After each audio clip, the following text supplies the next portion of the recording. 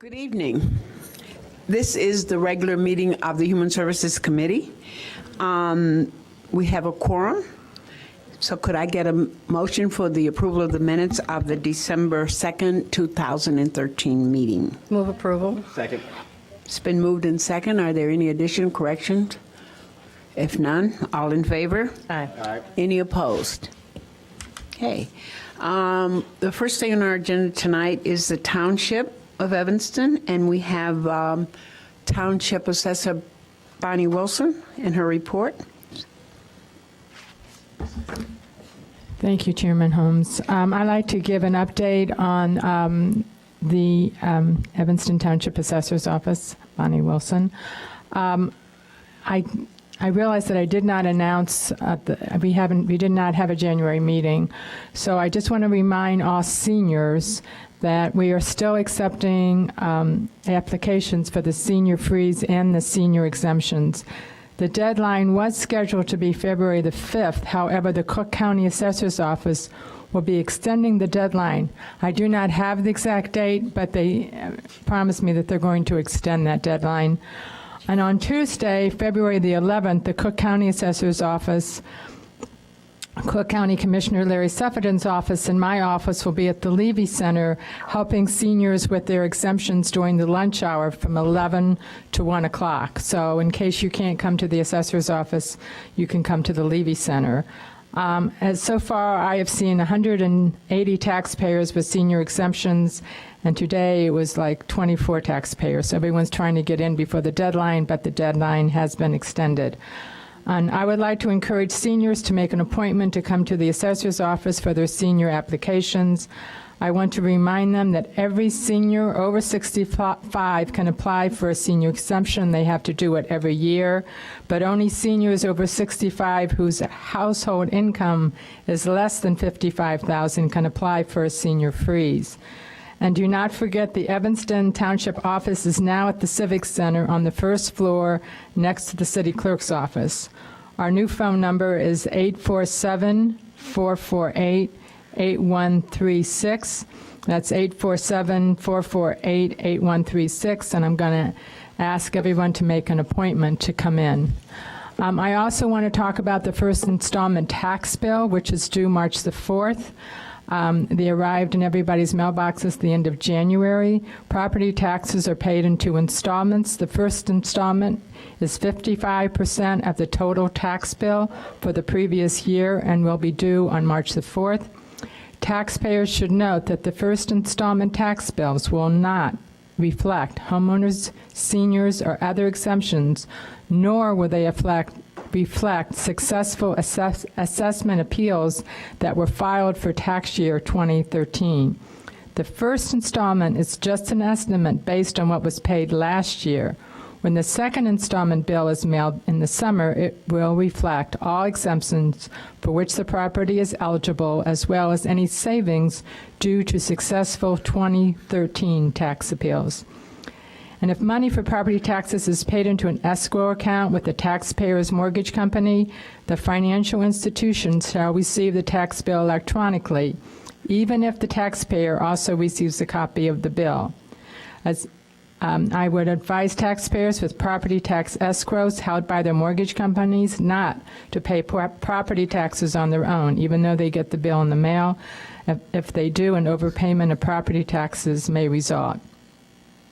Property owners who do not have mortgage companies paying their taxes can make tax payments in person, by mail, or online at the Cook County Treasurer's website. That's cookcountytreasurer.com. In person, payments are accepted at the Cook County Treasurer's office downtown Chicago at 118 North Clark, or at any Chase Bank in the Chicago area. Some of the Chase branches most convenient in Evanston Township residents are located at 1603 Orrington, 635 Chicago Avenue, and 901 Grove in Evanston. Thank you very much. Thank you, Assessor Wilson. The next on our agenda will be the bills for the township. Is there a motion to accept the monthly bills for the township? Move acceptance. It's been moved, is there a second? It's been moved in second, all in favor? Aye. Any opposed? Okay. We move on now to our items for consideration. Tonight, we have 2 items, and that will be Harley Clark Mansion and the Community Animal Rescue Effort. We have a number of speakers, and I'm going to make a request that those of you who are all from the same organization, if you're going to say similar, the same thing, maybe we could get spokespeople, because we have 3 pages of folks, so you'll be here quite a long time. We have a few presentations that we're going to hear. I promise you that we've all read all of the information. We're eager to hear what you have to say, but when it's said over and over again, it gets lost. So I just want to say that to you in the interest of time, your time and ours, that if you can maybe let someone be a spokesperson for your group, it would be helpful, okay? So beginning with Harley Clark, we have, first is Linda Beck, is the first speaker.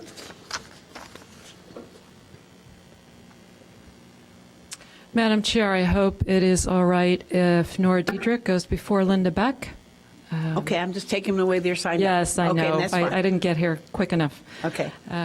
So thank you very much, Madam Chair, committee members. I'm Nora Diedrich, Director of the Evanston Arts Center. I live at 829 Forest Avenue in Evanston. You have 2 documents in your packets that I'd like to refer to. One is the completed IFF assessment of 2603 Sheridan Road, which is the study we asked this committee for time in which to complete. The IFF report concludes that the facility at 2603 Sheridan Road, including the coach house, would be inadequate for the expanded community arts program that the Evanston Arts Center aims to develop and implement.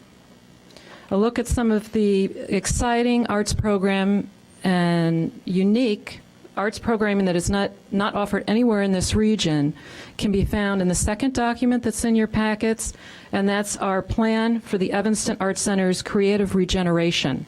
I think in the middle of that packet you'll see a list of programs like, for instance, Maker Labs, DIY Maker Labs with 3D printers, laser cutters, die cutters, a woodworking studio, artist in residence program, a design department, and something that we already have and we're waiting to renovate, which is a van that was donated to us. It's a mobile art unit that we're going to call Art Van Gogh. We have to decorate it. It's an ugly purple Grand Caravan right now. So in light of the fact that what the Arts Center wants to provide for this community will not be possible within the footprint and configuration of the building at 2603 Sheridan Road, the Evanston Arts Center Board of Trustees has decided that the total renovation project costs of over $5 million on this building would simply not make sense.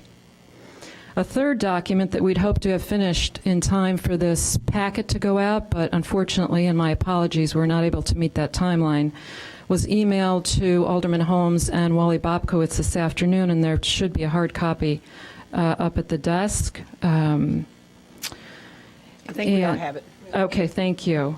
This document asks this committee to seriously consider the following points that are outlined in that document. The Evanston Arts Center would be allowed to remain in the 2603 Sheridan Road building for a period of up to 2 years, beginning time period from January 1, 2014. The Evanston Arts Center would agree to pay the $111,500 that was identified in the immediate Year 1 section for building code, life safety, and accessibility improvements, and that's in your IFF document that's in your packet. The city will not trigger the 240-day period in the lease. This agreement supersedes the lease with respect to termination rights provisions. Both parties, the Arts Center and the city, will cooperate in good faith in support of this arrangement and in furtherance of EAC's mission, including against outside opposition. Why 2 years? Why not 240 days? Expert advisors we've worked with over the last few years, and they include architects, commercial real estate brokers, developers, contractors, builders, and other leaders in the arts field, concur that it will take at least 2 years to find, secure, renovate, and move to another building. We're talking about huge art studios with printing presses, welding materials. This is not an easy move. We spent 3 years trying to find a building. We've come close, but we haven't nailed it yet. 8 months is just simply not enough time. Why pay the building improvements if we're not going to stay in the building long term? We've now learned about code compliance issues in 2 reports, the city's and ours. We made immediate safety upgrades when the fire department came in. We did that as soon as possible. Those have been checked by the fire department, and they are fine with what we've done. None of us can go back 17 or 18 years to when this lease and its provisions were first made. What we can do is deal with where we are now, the here and now, and that's what we want to do. If we're allowed to stay for 2 years, and I sure hope we are, because we have an amazing arts center with amazing programming, we will begin to do some of these safety code improvements. For over 80 years, the Evanston Arts Center has provided Evanston residents with opportunities to learn about, teach, exhibit, appreciate, enjoy, and even sell art. Examples. Ms. Dietrich, I'm going to have to ask you to wrap it up. We've given you 5. Thank you so much. I will. I have many examples of people who have benefited from the opportunities we offer. A vote for 240 days is a vote for discontinuing opportunities like these. The Evanston Arts Center employs over 100 people. They include teaching artists who are supporting families and careers, parents putting children through college, and seniors who can't afford to retire. 240 days would put people out of work. We have a lot of collaborations that are underway. 240 days would end these collaborations prematurely. And this is my last point. 8 months is simply not enough for the Arts Center to move and survive. We put out an online petition Friday night. In 24 hours, we had over 1,000 petitions signed. Before we came here this evening, we have 1,700. I hope you read the comments. I'd be happy to send them to you. Please help us save this Evanston Arts Center. Allow us 2 more years to move out properly and continue to serve this community in even more vibrant ways. Thank you so much for your time. Thank you. Ms. Beck. Hi, thank you so much, Madam Chairman and honorable members of the committee, for allowing me to speak tonight. My name is Linda Beck. I live on Forest Avenue in Evanston. I'm a vice president of the Board of Trustees of the Evanston Arts Center. I am here tonight because our board president is out of town. Evanston Arts Center has been an Evanston fixture for over 80 years. 40 of those years have been spent at the Harley Clark Mansion property. During the decades we have existed, countless Evanstonians have applied innumerable hours to turn the Evanston Arts Center into a world-class art center. During a meeting just last week, we learned from the city manager through our board president and our executive director that the 240-day eviction clause in our lease would be under discussion tonight at this meeting. We get it. We get that the city wishes to re-envision the Harley Clark property. We are left scratching our heads, though, as to why we are not sitting down with you to work out a soft transitioning process that allows the Arts Center to exist while we continue to help the city achieve its goals of repurposing this property. How did we get to this point where an 80-year-old institution with a world-class reputation, beloved by art enthusiasts of all ages and backgrounds, is in jeopardy of being evicted by the city we have only served to highlight and make better through our existence? People of all ages and backgrounds need us, as witnessed by the over 1,700 and probably by now 1,800 signatures and comments on our online petition on a website that we posted Friday night in response to this eviction discussion this evening. Signatures and comments have come from around the world, but mainly from Evanston, Chicago, and North Shore residents. The comments are poignant and they vary, but mainly people aspire to take classes and show their art here in Evanston. Our programs in all their various forms help people find a part of themselves they perhaps did not know existed, or helps a person play to their strengths, or perhaps provides a paycheck. Through the work we recently completed on our business plan, we are implementing programs that broaden and deepen Evanston's art ties to even more economically, age-related, and health and well-being constituents and communities. We are the only organization in the region offering maker labs, woodworking studios, metal sculpture, and design and digital classes. Our exhibition programs, which have international status, have been expanded to include even more opportunities for artists from multiple disciplines to exhibit at the Art Center. Art enthusiasts travel to Evanston Art Center to teach, learn, and buy. No other organization in the region offers the breadth and depth of multidisciplinary teaching, learning, and exhibition opportunities under one roof.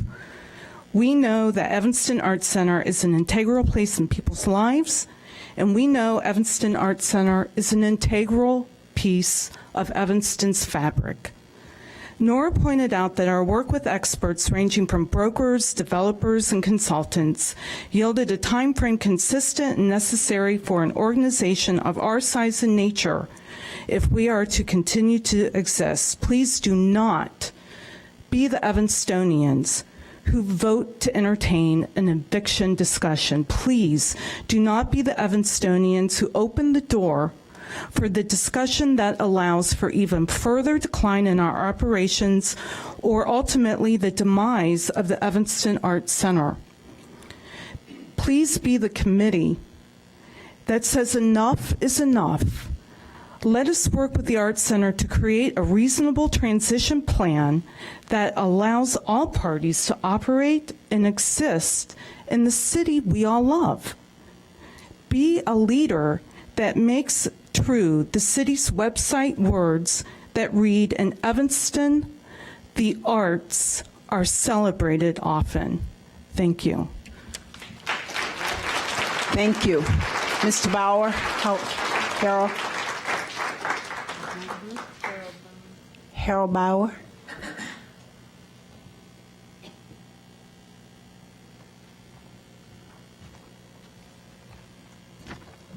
Members of the committee, and good evening, and thank you. You surely know by now the value to this community of the many services offered by this remarkable community treasure.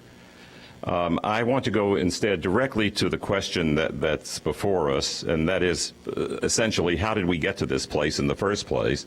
Why are we here at odds regarding a timing issue, if indeed we are at odds? It's true that some years ago, then Alderman Tisdall advised us that we should be looking for another home.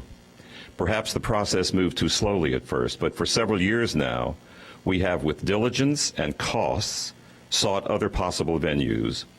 A building on South Main Street, a possible art powerhouse situation at Noyes, with Piven, Next Theater, Actors Gymnasium, and the Art Center under one roof, possibly purchasing the Harley Clark Mansion, other locations, and so forth and so forth. We have now determined, as you've heard just now, that the Harley Clark Mansion does not offer us the potential for growth and development we feel capable of. We continue to pursue other alternatives and feel that we need a minimum of 2 years to effect a transition that will not imperil the jobs of almost 100 people and not interrupt the arts services so important to so many citizens and to the very health, including economic health, of the city itself. Now it seems the Illinois Department of Natural Resources perhaps wishes to occupy the building, Evidently, the department has pockets deep with my tax dollars and yours. Fine, but they obviously need some considerable time to get their plans in order. Perhaps we are asking for a bit more time than they would like, but given the enormous consequences of not granting this time, it seems not much to ask. I understand the city's eagerness to be rid of the liability associated with the mansion. The Art Center has spent thousands of dollars correcting a number of code issues, and we will continue to be responsible to the best of our means. Dear members, please think on this carefully, for the health of the future of the Evanston Art Center certainly would seem to easily be worth a few months. Thank you. Thank you. Mr. Risky.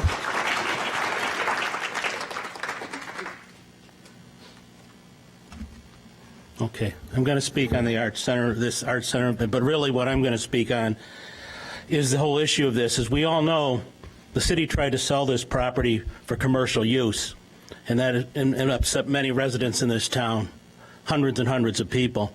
And the bottom line is this property is not to be sold for commercial use. At that time, the Art Center didn't say too much about it for quite a while. My issue is basically the Department of Natural Resources has come here and they said they appear to have the money to do this. They said at the meeting, and I point blank asked the director in charge, will you have $300,000 or $400,000 a year to pay the rent on this? And they said yes. Basically, they've said that, and they have the capital. So the Art Center now wants to give you $100,000 for 2 years. Well, that's not very much. But the real issue with all this is we can't lose the deal with the state either. So my problem is I don't want that property ever sold for any commercial use. It must stay in the public domain. The Art Center has been given a chance. The Art Center has been given millions of dollars of free rent for many, many years. So, frankly, they've had their chance at the building. I'm not against the Art Center, but if this council wants to decide to subsidize the Art Center, basically you're going to have to subsidize them in the range of $3 or $4 million to move them, or you're going to have to give them $300,000 or $400,000 a year to subsidize them somewhere else. Are you ready to do that? I suspect not. Maybe you are, though. And frankly, the other thing I'm going to talk about as we move forward with this process, Mr. Bobkowitz said he needs to negotiate with the state. Both the state and the city are public agencies. We as taxpayers, I'd like to see some taxpayers sit in these negotiations quietly to observe these negotiations to make sure these negotiations run smoothly. If we want transparency, we need to have transparency. I mean, silly awards the city spends staff time on getting about transparency mean nothing. Taxpayers need to be there. Public agencies, both agencies, there's no deals with real estate here. We need to know what's going on. And that's really what I have to say about that. Basically, the citizens of this community do not want this sold in any manner for commercial property. And that's what we've said. Many people have said that. So regardless if the Arts Center wants more time or not, you're going to have to make sure that the state either is going to come through with this and get it done. And we basically are not selling this for a hotel use. Thank you. Thank you, Mr. Risky. That's the last speak. Well, one more. I'm sorry. Beth Hart. What? Rosemary Nielsen. I really have Okay. only. Okay. I think that the speakers from the Arts Center have had a great deal to offer, and I will not repeat that. I do want to say one other thing about time. It requires time to plan the programs. It requires time to plan the exhibitions. And because over the period of time that this indecision has been hanging over the head of the Arts Center, it has really cost us a lot. I was exhibitions chair. We planned our exhibitions out 3 years in advance. And it is really hard to have a program when you can't plan. And this year, we can't plan. Until you make this decision and tell us, hopefully, that we will have 2 years ahead of us, we really can't plan. So if you want to support this institution that has been with Evanston for more than half of the life of the city, then I think, give us the 2 years, please. Thank you. Ms. Rosemary Nielsen. Hi Hi, my name is Rosemary Nielsen, and I represent my husband Dana and my son Bill and other friends. I live at 2110 Grant. I came to the meeting a few weeks ago to hear the proposal by the Illinois Department of Natural Resources, and I strongly support leasing the Harley Clark Mansion to them. It's a wonderful opportunity to have someone here that would work to preserve our lakefront and our natural resources and work together with other organizations in our community and the Forest Preserves and the Ecology Center and offer programs and scientific study with Northwestern. It's just a sort of a perfect solution to me to a problem of how to resolve the issues with the Harley Clark Mansion and save the lakefront. So thank you very much, and I hope you consider it. Thank you. That is our last speaker for Harley Clark. Well, you didn't indicate what you wanted. Well, I did add you. Okay, Mr. Mike Vasilko. Sorry for coming late. Mike Vasilko, 2728 Reese Avenue, Evanston. I also just wanted to briefly voice my support for the Illinois Department of Natural Resources use of the Harley Clark Mansion. Following all the discussions regarding this issue for as long as it's gone on, this is the best and most appropriate use I've heard for the Harley Clark Mansion. I understand the Arts Center is faced with a situation of having to find other spaces, but all things said, if somebody were to start with a blank piece of paper and say, what would you design for the Arts Center, it would not be the Harley Clark Mansion as an end result. So I think it's not an appropriate building for their use. It may have served some purposes, but I'm sure they'll be able to find a much more appropriate facility better serving their uses. So thank you very much, and again, support the Illinois Department of Natural Resources. Thank you.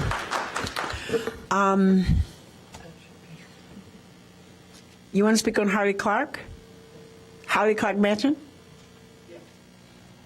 Okay. We'd have to get, could you please sign in?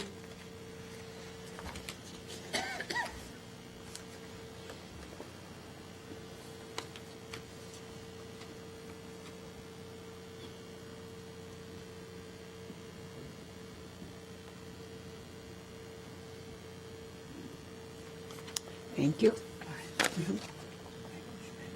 Mr. Kevin Johnson?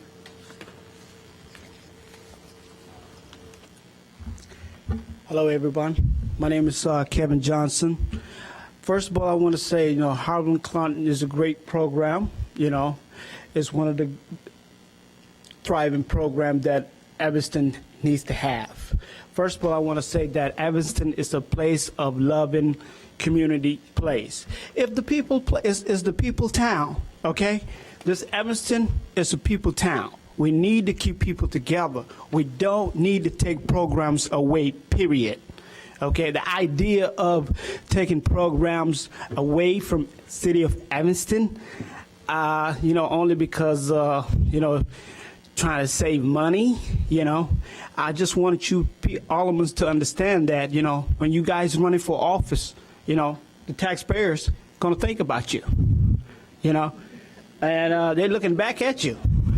And, you got to ask yourself, we need to save these programs, including Evanston Township program, So these programs, we can't keep taking them away because look at what happened in Chicago. All the schools are closing, all the programs look like a nut house over there. But Evanston, we can't have that. It's the community of Evanston is the love of the people. We need to keep people together no matter what. The idea of getting rid of program because we want to save money, think about this, only because you got to realize this is a piece of paper, okay? People got more value than a freaking piece of paper.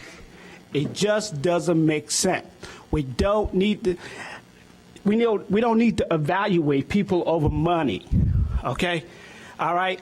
That's why I'm trying to explain it to you. We need to remain strong with the community and the taxpayers of Evanston. So this piece of paper is not going to get us nowhere, we got to understand, because that's why I say Evanston is a community-loving place. It's the people town. You get rid of the program, it's not going to solve anything.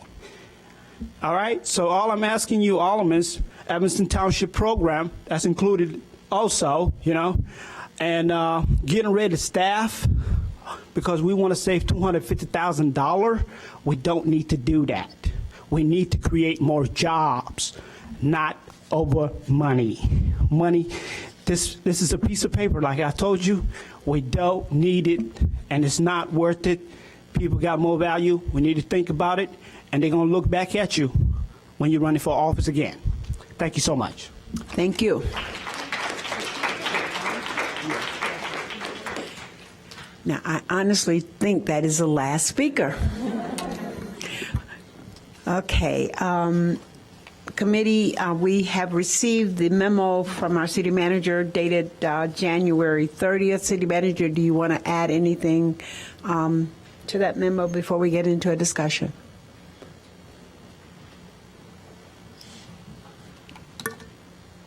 Madam Chair, members of the committee, good evening. Just to point out a couple of other documents that are there. In addition to the communications from the Arts Center, you also have a letter from the Illinois Department of Natural Resources reiterating their interest in the facility.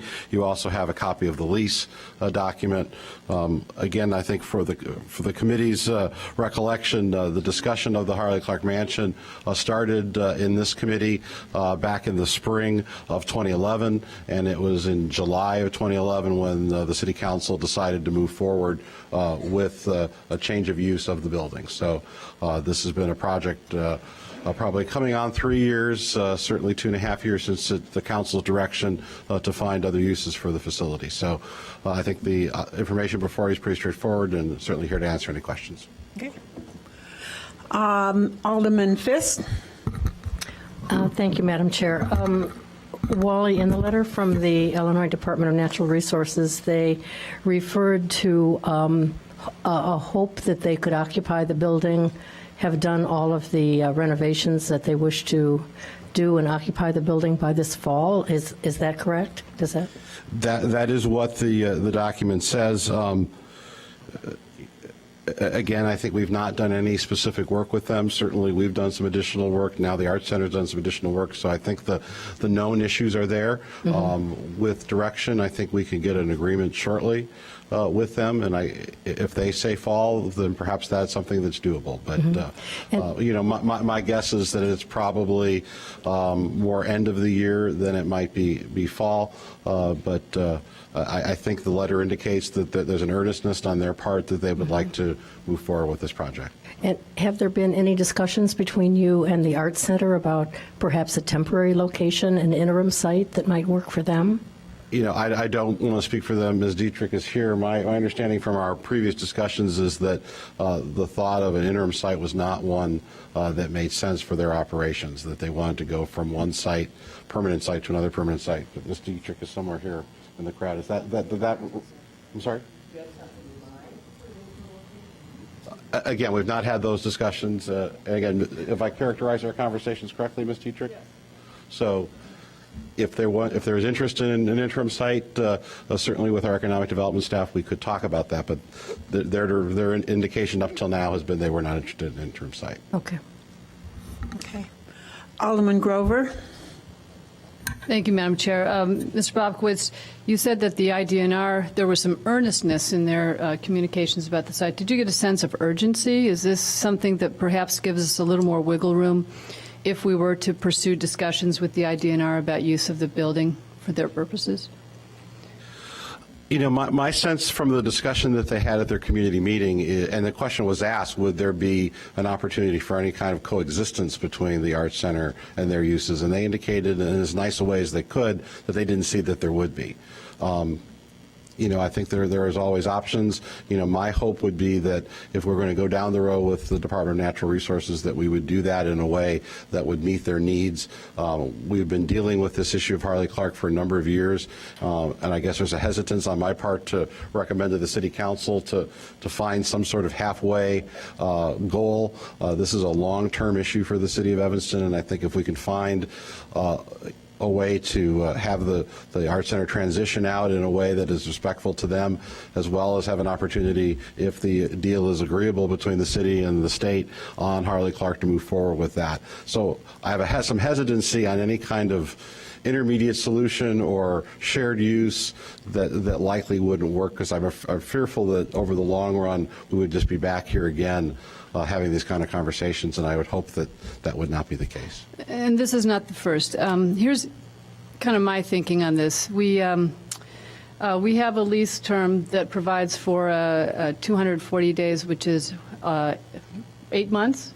Is that 8 months? It takes Middle us, of October. Middle of October. So it takes us through most of 2014. The process of repurposing the building, as you suggested, began more than 2 years ago, and as one of the speakers suggested, perhaps more than 5 years ago when our mayor was an alderman.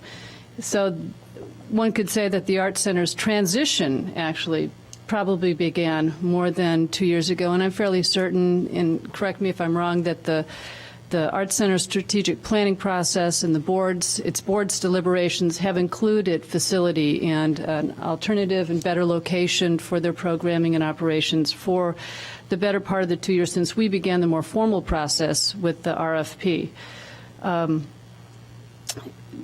We've had a couple other nonprofit groups come into Evanston and identify and renovate space and I'm thinking Beacon Academy and the Music Institute of Chicago, both of which have, I think, not required a long space of time to find and adapt space to their specific and rather unique needs. So I think I want to invoke the formal provisions in the lease, but with the understanding that we work with the Arts Center all through this year, and even after the formal lease provision expires, so that we can guarantee what we're all looking for, which is a smooth transition to a better space for the Arts Center. I think we're all on the same page with that, and a soft landing for the Arts Center that doesn't undermine their programming and allows them to realize everything that the Arts Center wants in the strategic plan.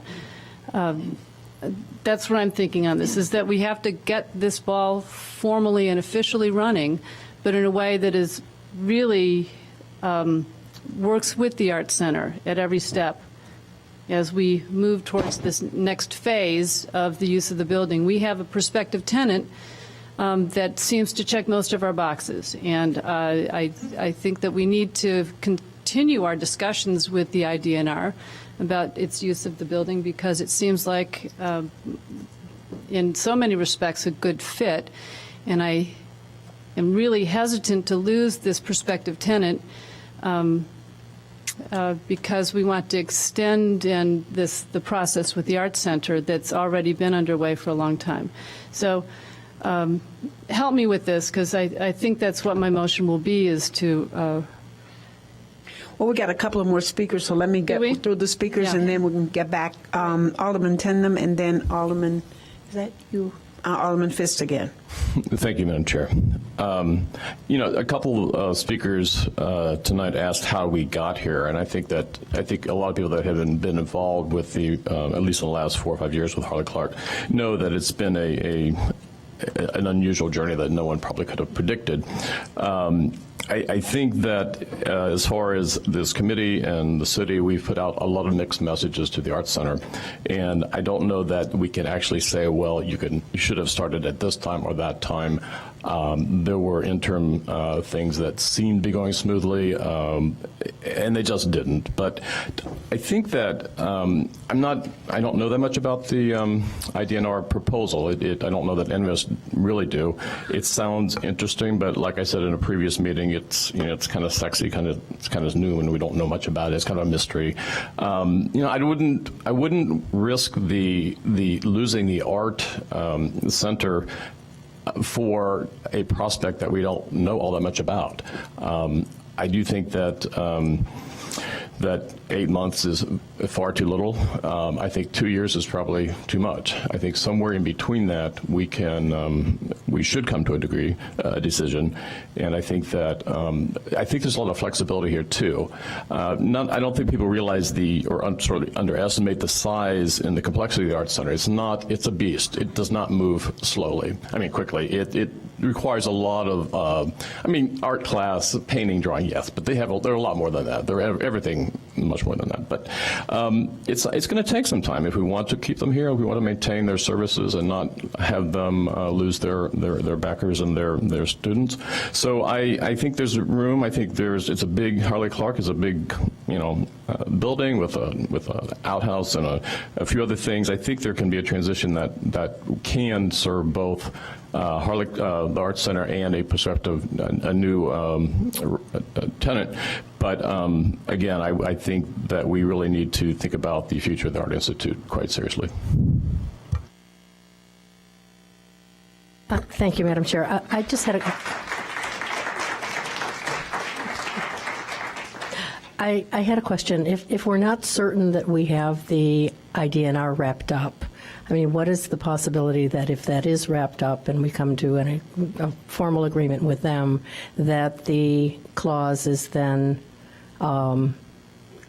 acted upon so that the 240 days? So the 240 days would begin at that point and not right now. You're thinking right now, isn't that? Well, Alderman Fisk, members of the committee, my concern is that once the opportunity to move forward is in place, that it might be difficult to ask them then to wait an additional 8 months. I think that there are opportunities with the funding that they have available. I think that there are opportunities as we look through the balance of 2014. I think there are discussions in Springfield about a capital bill, which comes along every 4, 5, 6 years, where there's additional dollars available for capital projects. I think a project like this for a state agency might be eligible for something like that. And my guess is the time frame for all this will be in the spring, summer. So for us to try to have an agreement and not be able to move forward on that agreement for an additional 8 months beyond that, we may miss some of those windows. Okay. Alderman Burris. Thank you, Alderman Holmes. First, I want to say thank you to Mr. Bobkowitz for finding a viable tenant after the debacle that happened with the Tuani Enterprises. So I'm glad that you found a tenant that's willing to upgrade the building in a manner that's safe and that would pay some rent. So that's exciting. So the business-like manner in which you're handling this, I applaud you. I want to disagree with a statement that Alderman Tendum said, that we've been giving mixed messages. At least since I've been on council, which is coming up on 5 years, I think it's been very clear that we were looking to do something with Harley Clark, that we either wanted to lease it to a new tenant, that there were massive problems with deterioration. We were even looking at possible sale. We talked from at least a year, if not longer, about the RFP process before we even sent out the RFP process. Then once we got bids back in, we looked at those. We went through many iterations of what to do with the building. So the Art Center has had a very long time to make a decision on what to do. Even through the Tuani Enterprises piece, the Art Center was talking with Tuani about space. They were looking to move. This is not somehow a big surprise to the Art Center. And that's where I'm having some issues with where they are saying, well, this is out of the blue, we only have 8 months. There's been many years of discussion with this. And even after the Tuani was voted down by the majority of the people on this council, the Art Center then said, oh, no, now we want to stay there. So they couldn't make the decision what they want to do, even though all the building issues. Now we're coming back saying, oh, no, now we do want to leave. So I'm not sure that they're necessarily negotiating in good faith on their end, And we need to move forward with this. This is about dollars and cents. This is about the viability of having programming for the arts as well as other social service agencies that we do here. We have to be financially responsible. What we're doing right now is not financially responsible with Harley Clark. And I appreciate you, again, City Manager, for doing the responsible thing with finding a new lease tenant. I really appreciate it. Alderman Grover, I just want to say before I call on you that I think we need to think about what will happen after 2 years. We may not have a viable tenant. So it would seem to me that, and I'm listening to Alderman Fisk saying, let the 240 days start after we negotiate with them. I don't think we can negotiate with them because we'd have a lease and then we'd be negotiating with someone else. I don't know if that's even legal to do. I think we would have to have served the notice first and then begin the negotiations. Now that, I think you said that would take us to October, maybe October.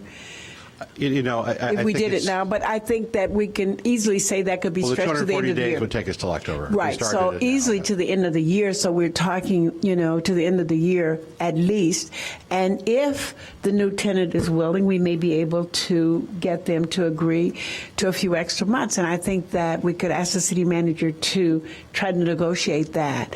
But I do think that based upon, and I read the memo this afternoon, and it was good to hear. I wish we had heard this a year ago, that the safety issues are going to be taken care of. I really worry about that. And if you remember, I said at the very beginning, the safety issues of the center was very important to me.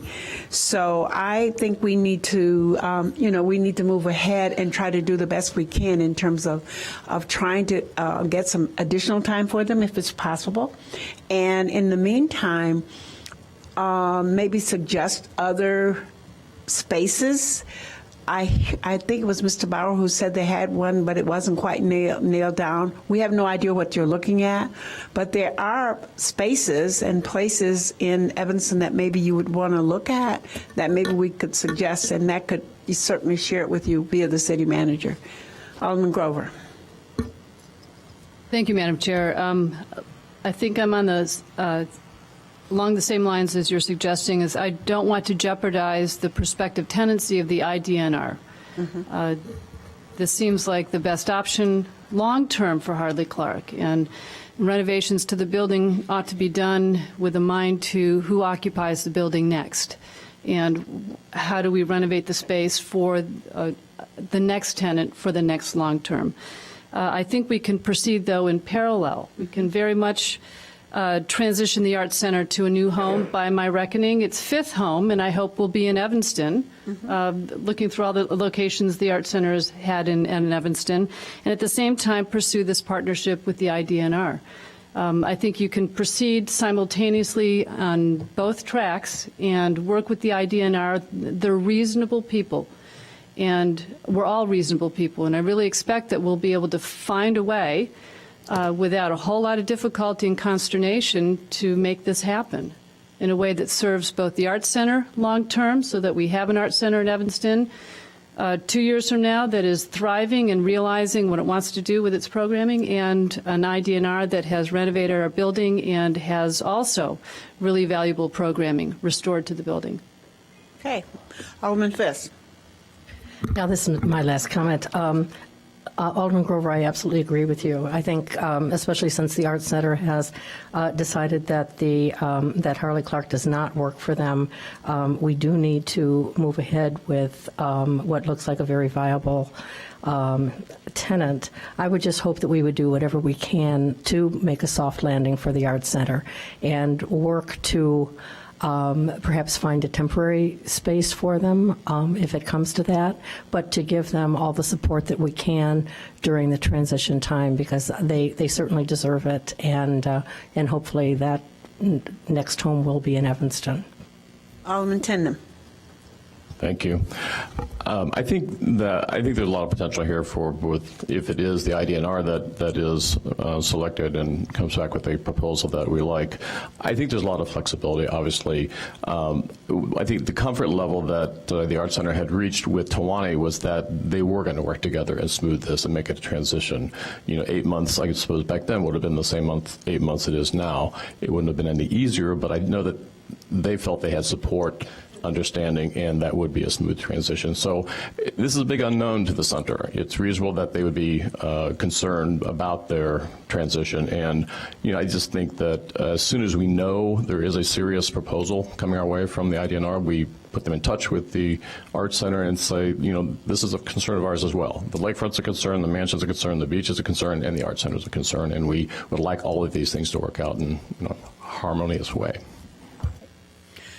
All right. Is there a motion? I'll move, Madam Chair. Set forth in the memo, I move that we receive the report, that we direct the city manager to issue the notice of lease termination to the Evanston Arts Center pursuant to the current lease agreement, and that we also direct the city manager to continue discussions about a partnership with IDNR about use of Harley Clark. It's been moved and second. All in favor? Aye. Any opposed?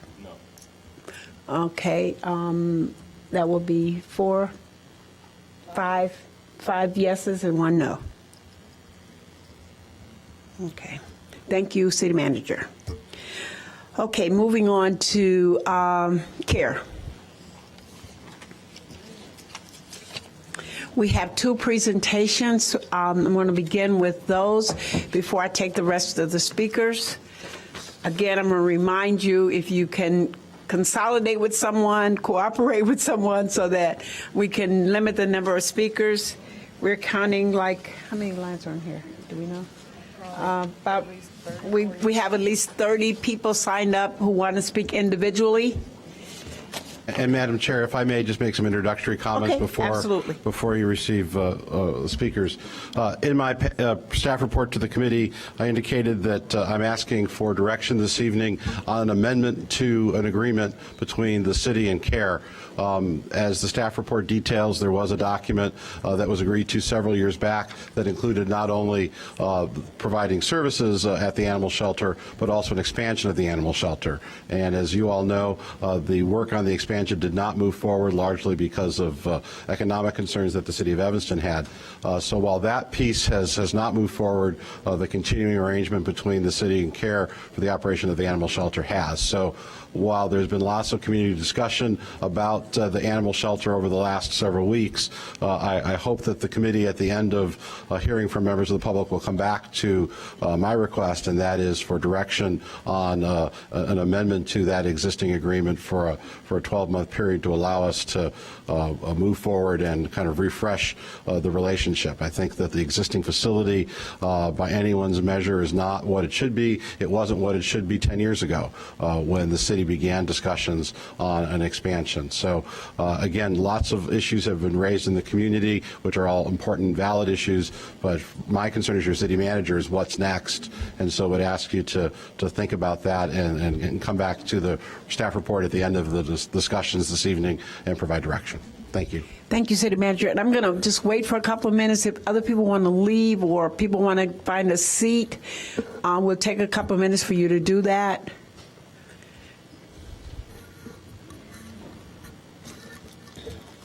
There are some more seats, I believe, up in the front.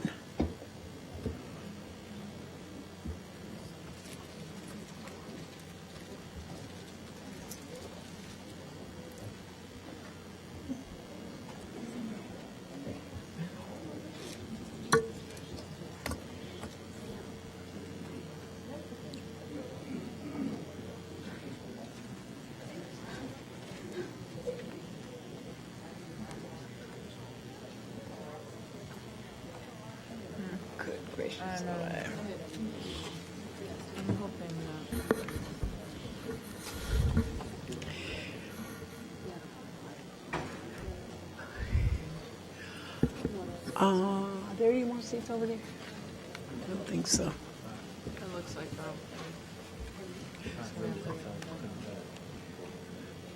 Looks like most people are seated. I think that's about it. Right. Is it somebody sit here? Can somebody sit there? We have one seat, miss. There's a seat right here.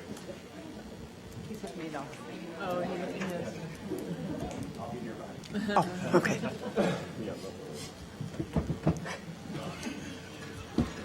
Run by, run.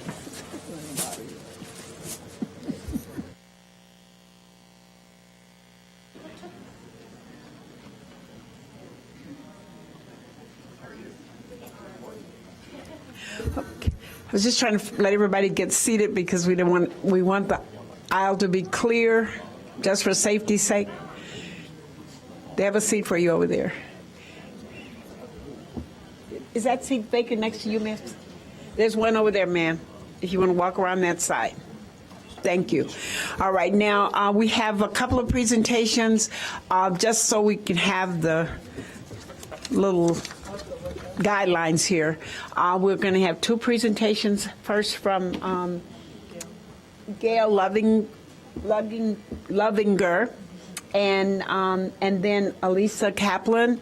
Those are going to be no more than 10 minutes. After that, then I will begin to call on the speakers.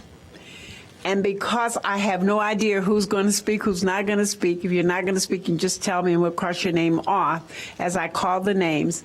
We'll call people up in maybe by force, and I'm going to have to limit the time to about 1.5 minutes, no more than 1.5 minutes. Normally we give you 3 minutes. We try to give 3 minutes, but we just can't do it because it's just too many people, okay?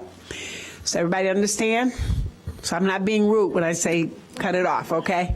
All right, we want to start with Gail first.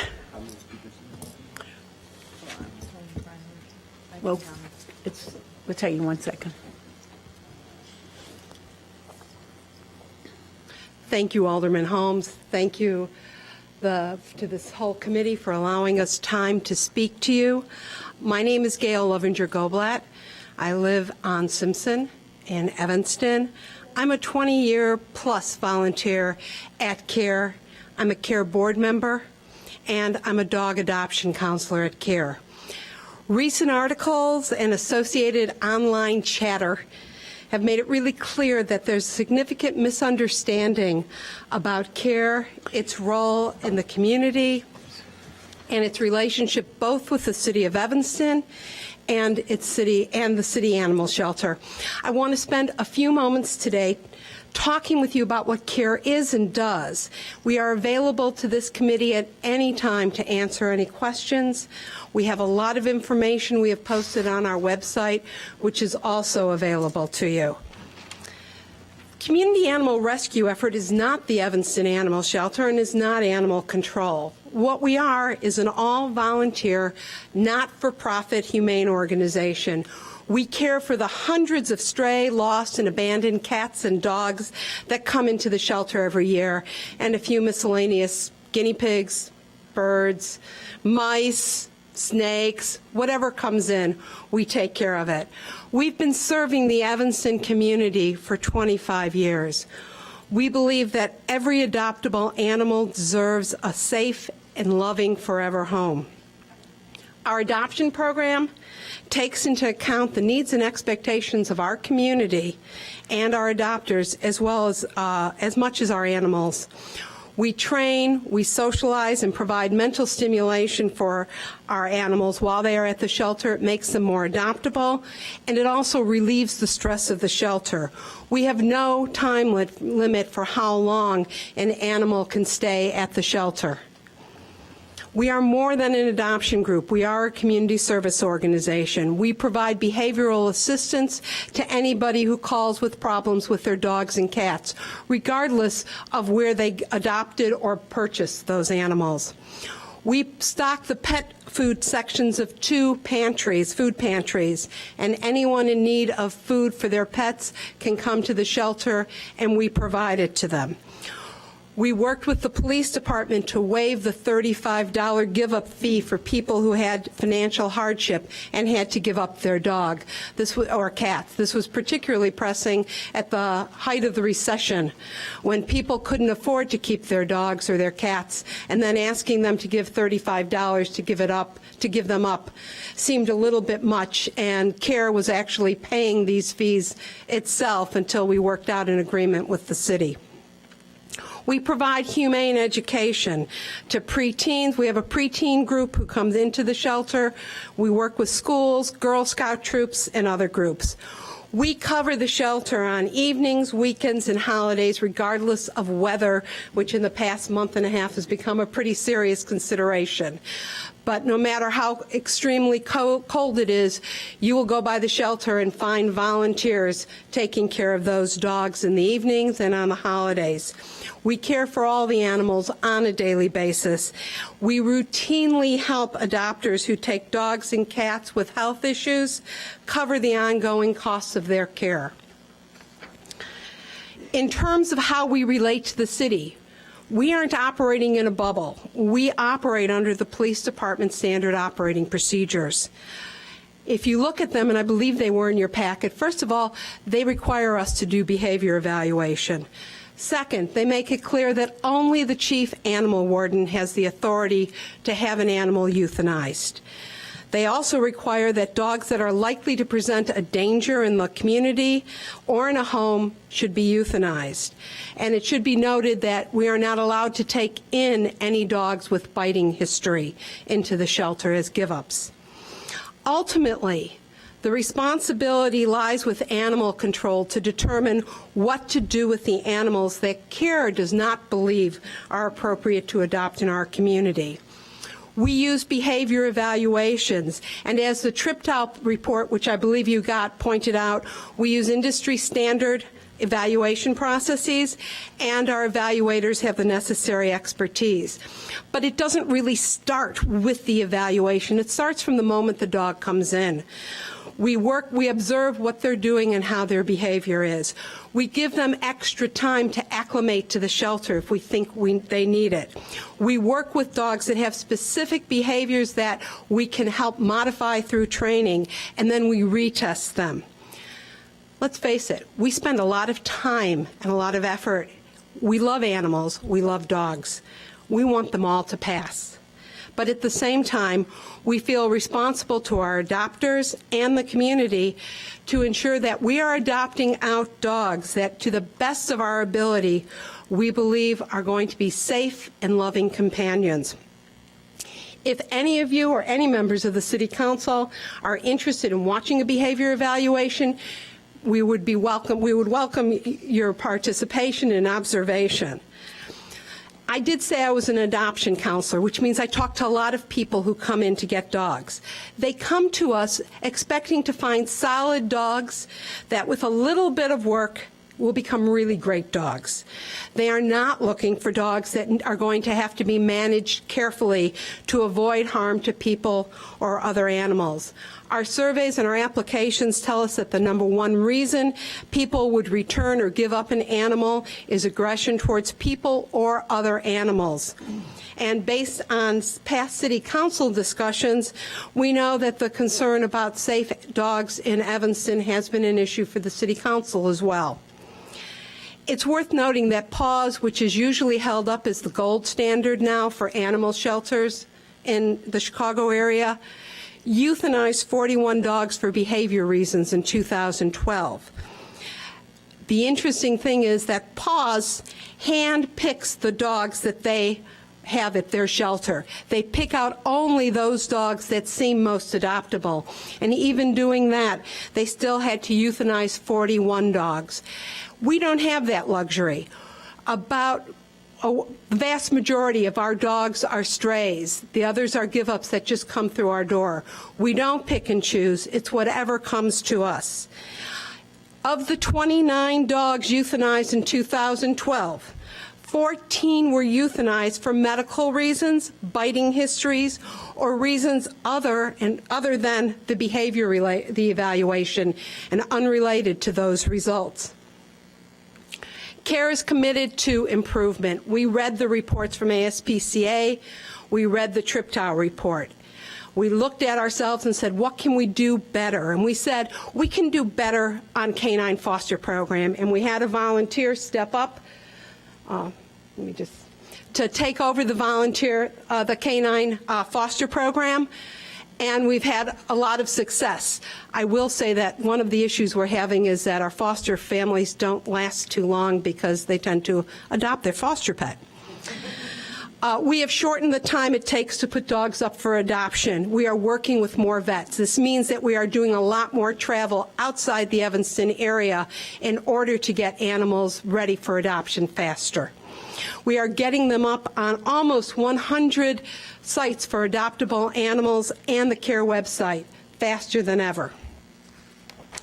Going forward, we met with the city officials in November and talked about let's try to get our relationship improved and move forward for a year and see if we can make this long-term relationship continue to work and improve what's been going on.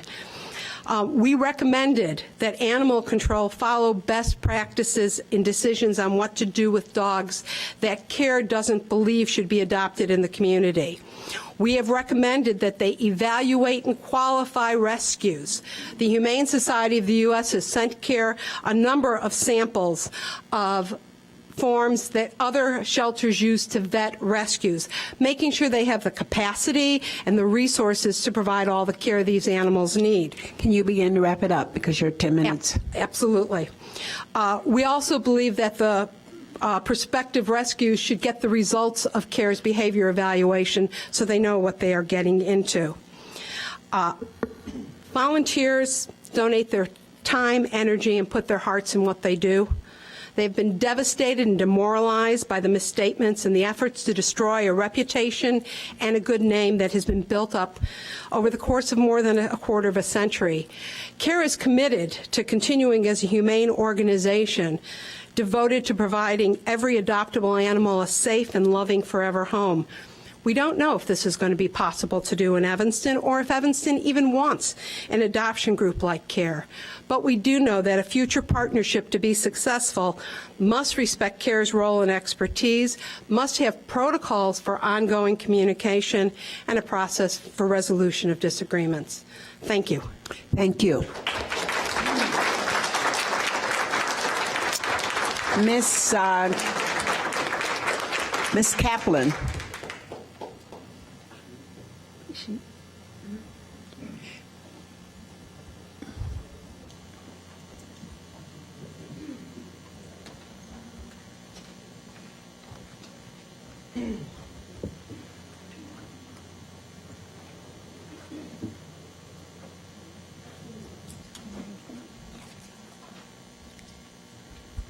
Thank you. Can you hear me? Yes, we can hear you. Hi, everyone. My name is Elisa Kaplan, and I represent a group of volunteers at the Evanston Animal Shelter who are concerned about CARE's euthanasia and behavior evaluation practices. Throughout 2011 and 2012, several of us who are senior volunteers at CARE approached individual CARE board members with questions about specific dogs and practices. We were especially concerned with the behavior evaluation process and how it resulted in a high euthanasia rate. We formally submitted a list of questions to the CARE board in October of 2012. The board acknowledged that our canine euthanasia rate was between 40 and 50%, but said they had no plans to reduce it. They also told us to stop asking questions. At this point, we concluded that no further productive discussion was possible within the organization, and we approached city officials.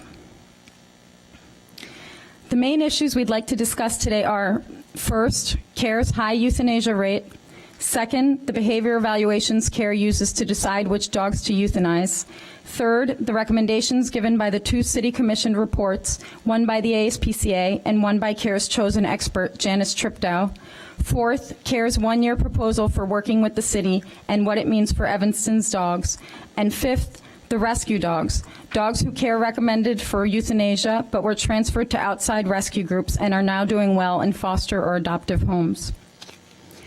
Every year, about 250 dogs come into the Evanston Animal Shelter. Most of these, about 150, are quickly returned to their owners. The remaining 100 become city property and go through CARE's behavior evaluation process. Of these, CARE fails just under half, about 46%, and recommends them for euthanasia. Some representatives of CARE have been arguing that the euthanasia rate is lower. This is because CARE now includes lost dogs who are returned to their owners when calculating their euthanasia rate. This is a new strategy because, as I mentioned, in October 2012, the CARE board stood by the 40 to 50% number. More importantly, CARE's new number attempts to obscure the very real disparities between CARE's treatment of abandoned dogs and that of other communities. What is not in dispute by CARE or anyone else is that before the city intervened, an unclaimed Evanston shelter dog had only a 55% chance of surviving CARE's behavior evaluation process. Here is a breakdown of unclaimed dogs in 2012. As you can see, CARE deemed 43 of these dogs adoptable and 40 dogs unadoptable. The numbers are practically equal. Even if you subtract dogs that CARE claimed were euthanized for medical reasons or because of warden recommendations, the percentage of shelter dogs CARE deemed unadoptable in 2012 was about 46%. For unclaimed dogs, then, the picture is clear.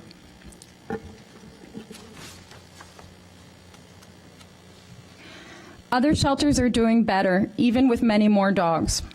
Chicago Anti-Cruelty takes in about 2,500 dogs a year and euthanizes 22% of their unclaimed dogs. New York City processes 9,000 dogs a year and also euthanizes 22% of its unclaimed dogs. The two most comparable small shelters to Evanston are the Waukegan and North Chicago shelters. Waukegan takes in 4 times as many dogs as Evanston, yet euthanizes just 4% of its unclaimed dogs. And North Chicago, which took in 99 unclaimed dogs in 2012, did not euthanize a single one. No one wants to put dangerous dogs on the street. The question is, are Evanston's dogs really that much more dangerous than dogs in these other communities? And we don't think so. In 2013, the city commissioned 2 reports to review CARE's behavior evaluation process and other procedures. The city first brought in the ASPCA. The ASPCA carries particular weight here because they developed the SAFER test, one of the 2 behavior evaluation tools used by CARE.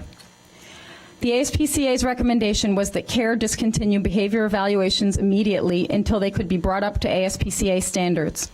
They found that neither of the 2 behavior tests CARE was using were being used or interpreted correctly, that it was unnecessary to use 2 tests and that doing so could invalidate the results, and that the space used for the evaluations was far too small to allow the dog to respond appropriately to the test.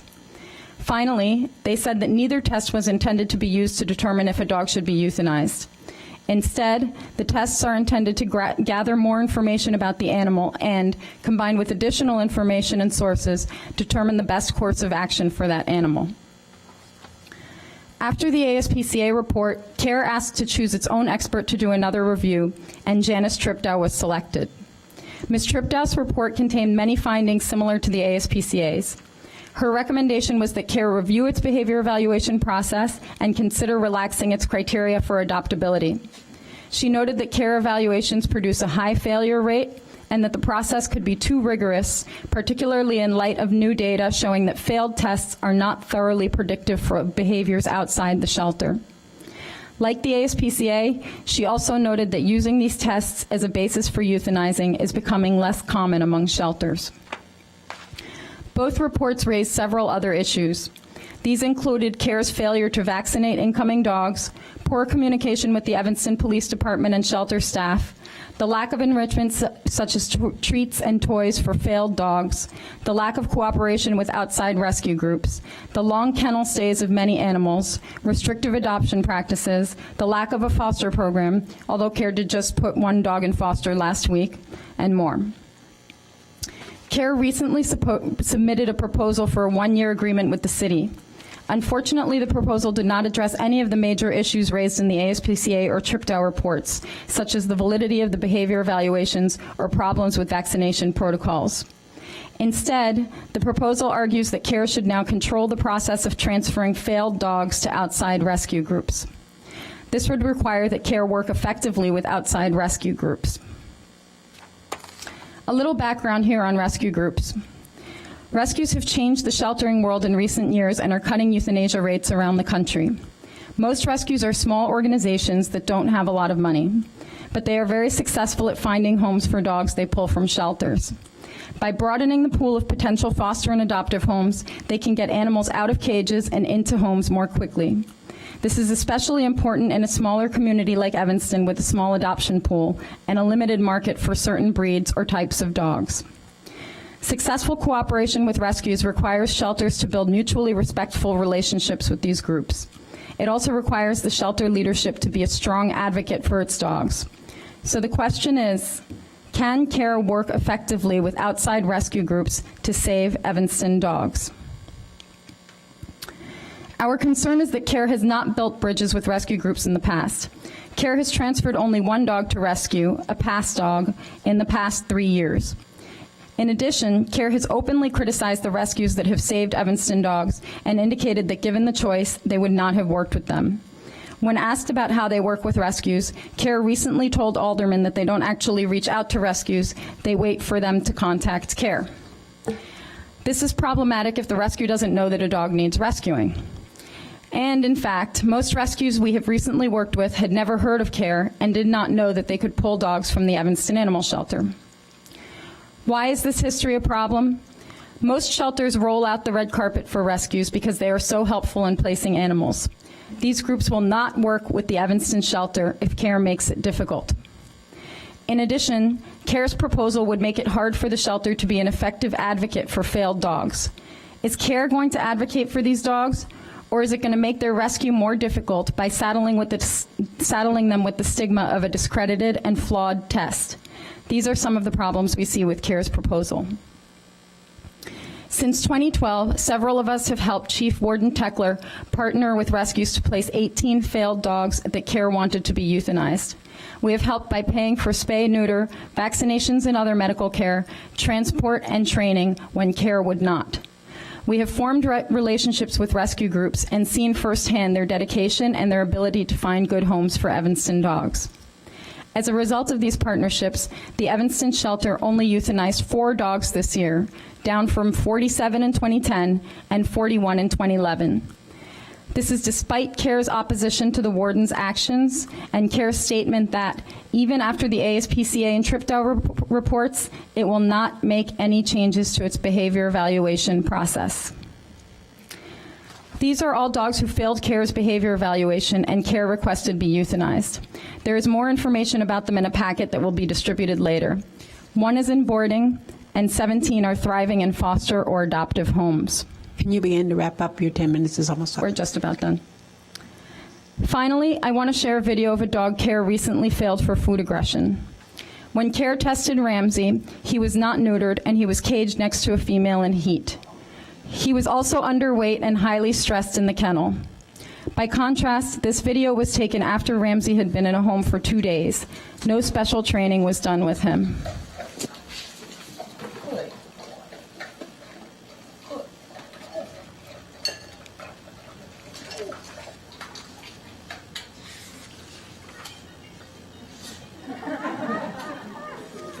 That's enough. This dog, like many others, should not have failed testing and been recommended for euthanasia. There's something very wrong with this system, and we're asking the City Council to please help fix it. Our community deserves better. Thank you.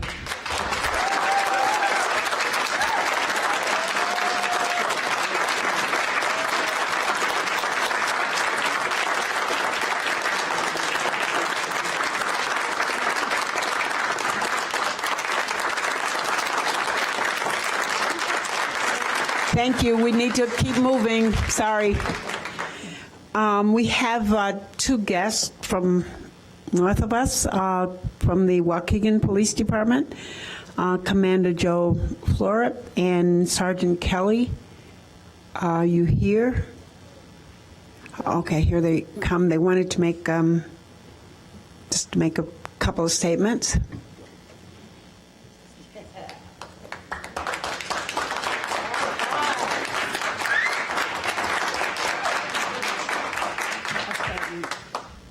Hi, I'm Sergeant Corey Kelly with the Waukegan Police Department. Thank you for having us. This is Commander Joe Florup. In August of 2013, Commander Joe Florup became part of our Community Services Division, and one of the tasks that he was given is to redo our police animal control from the ground up.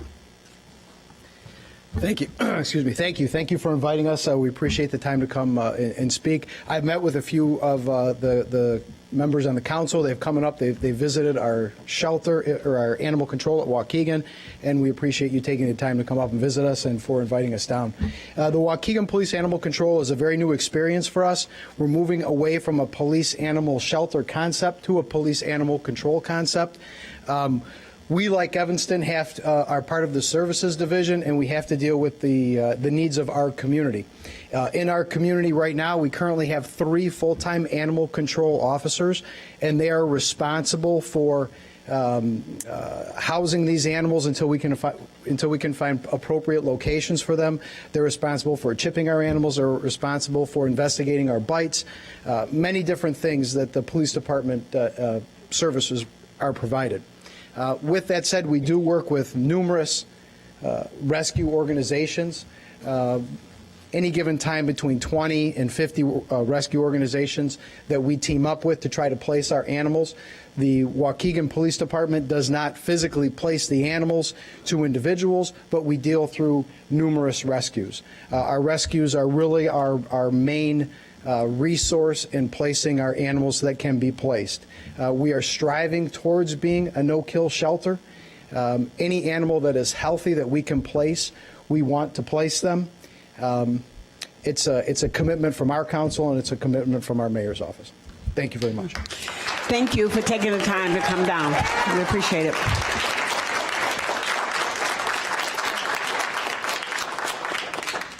Okay, now we have Angela Love, Barbara Carson, Yvette Jordan Granberry, and Tina, I believe it is Seastrom.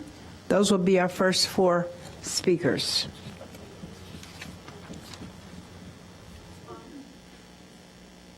Angela, who was supposed to be the first speaker, is a dog trainer and had to leave to go teach a class. I do have her remarks, which I'd like to submit, and hopefully copies can be made. Absolutely. Thank you. Okay. The other 3 speakers that I called, if not, I'm moving on to the next ones. Oh, I'm sorry, Alderman Grover. Hold on just one second. No, you can stand there. Go ahead, Alderman Grover. Thank you, Madam Chair. The direction that I'd love for this committee to head into on the discussion of the animal shelter and our agreement with CARE is perhaps to form a subcommittee of this committee. I'm thinking specifically of 2 of us who would be good to serve on a subcommittee to continue discussions with CARE about the operations at the animal shelter and their work with our animals. And I'm just anticipating.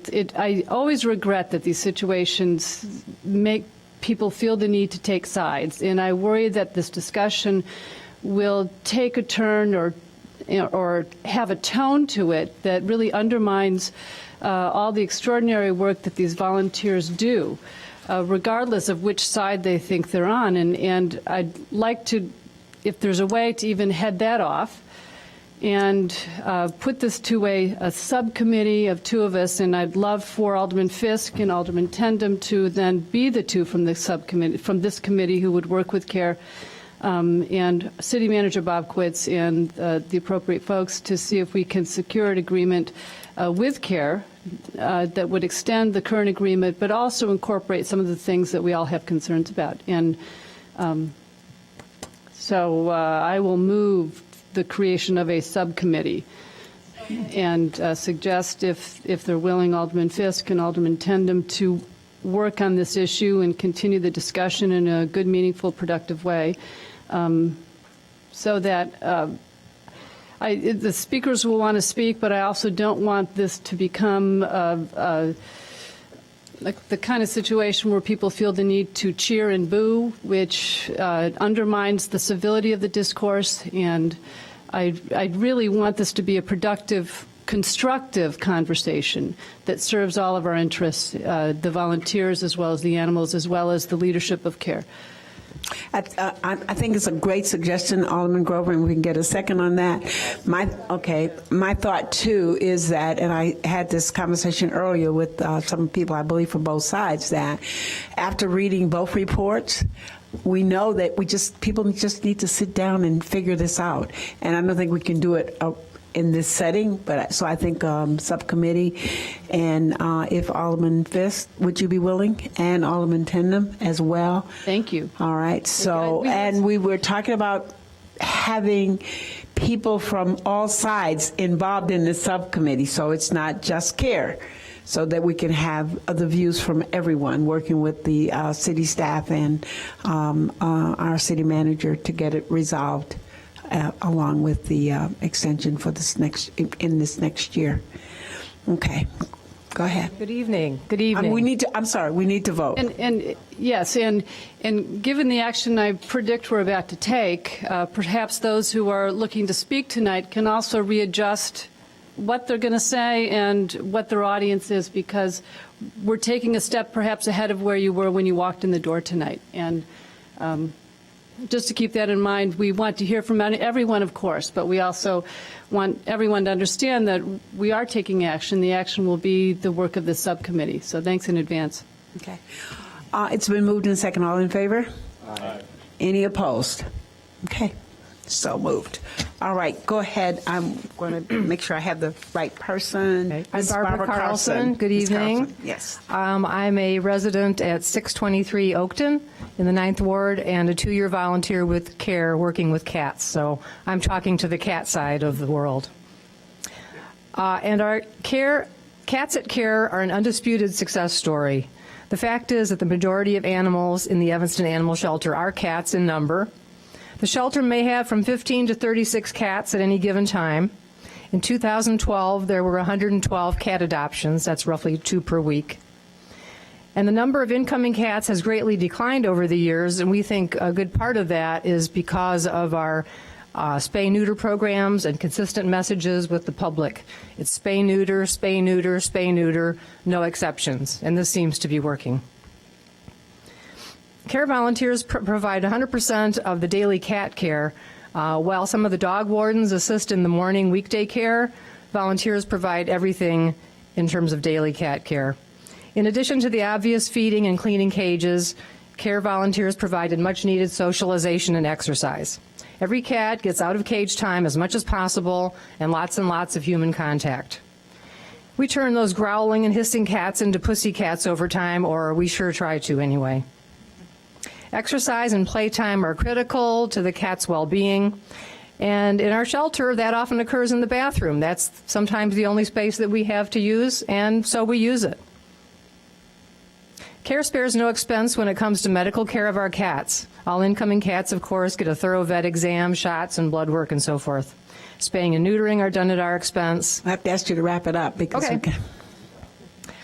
Our animals get whatever they need. We spare no expense. We have a strong foster cat and kitten program to ensure that cats get a good start in life. Our outreach programs benefit community members in ways you may not realize. Someone mentioned the food pantry program. One of our volunteers makes a weekly wellness check on a person who's mentally unstable to check on her cats week after week after week. We provide pet food to indigent people in the community. To summarize, we pride ourselves on the quality care we give to Evanston cats and the services we provide to the community. I couldn't be more proud of the work that CARE does. I feel that most of our community members want this service to continue. A lot of good happens in that little building on Oakton Street. Thank you. Thank you.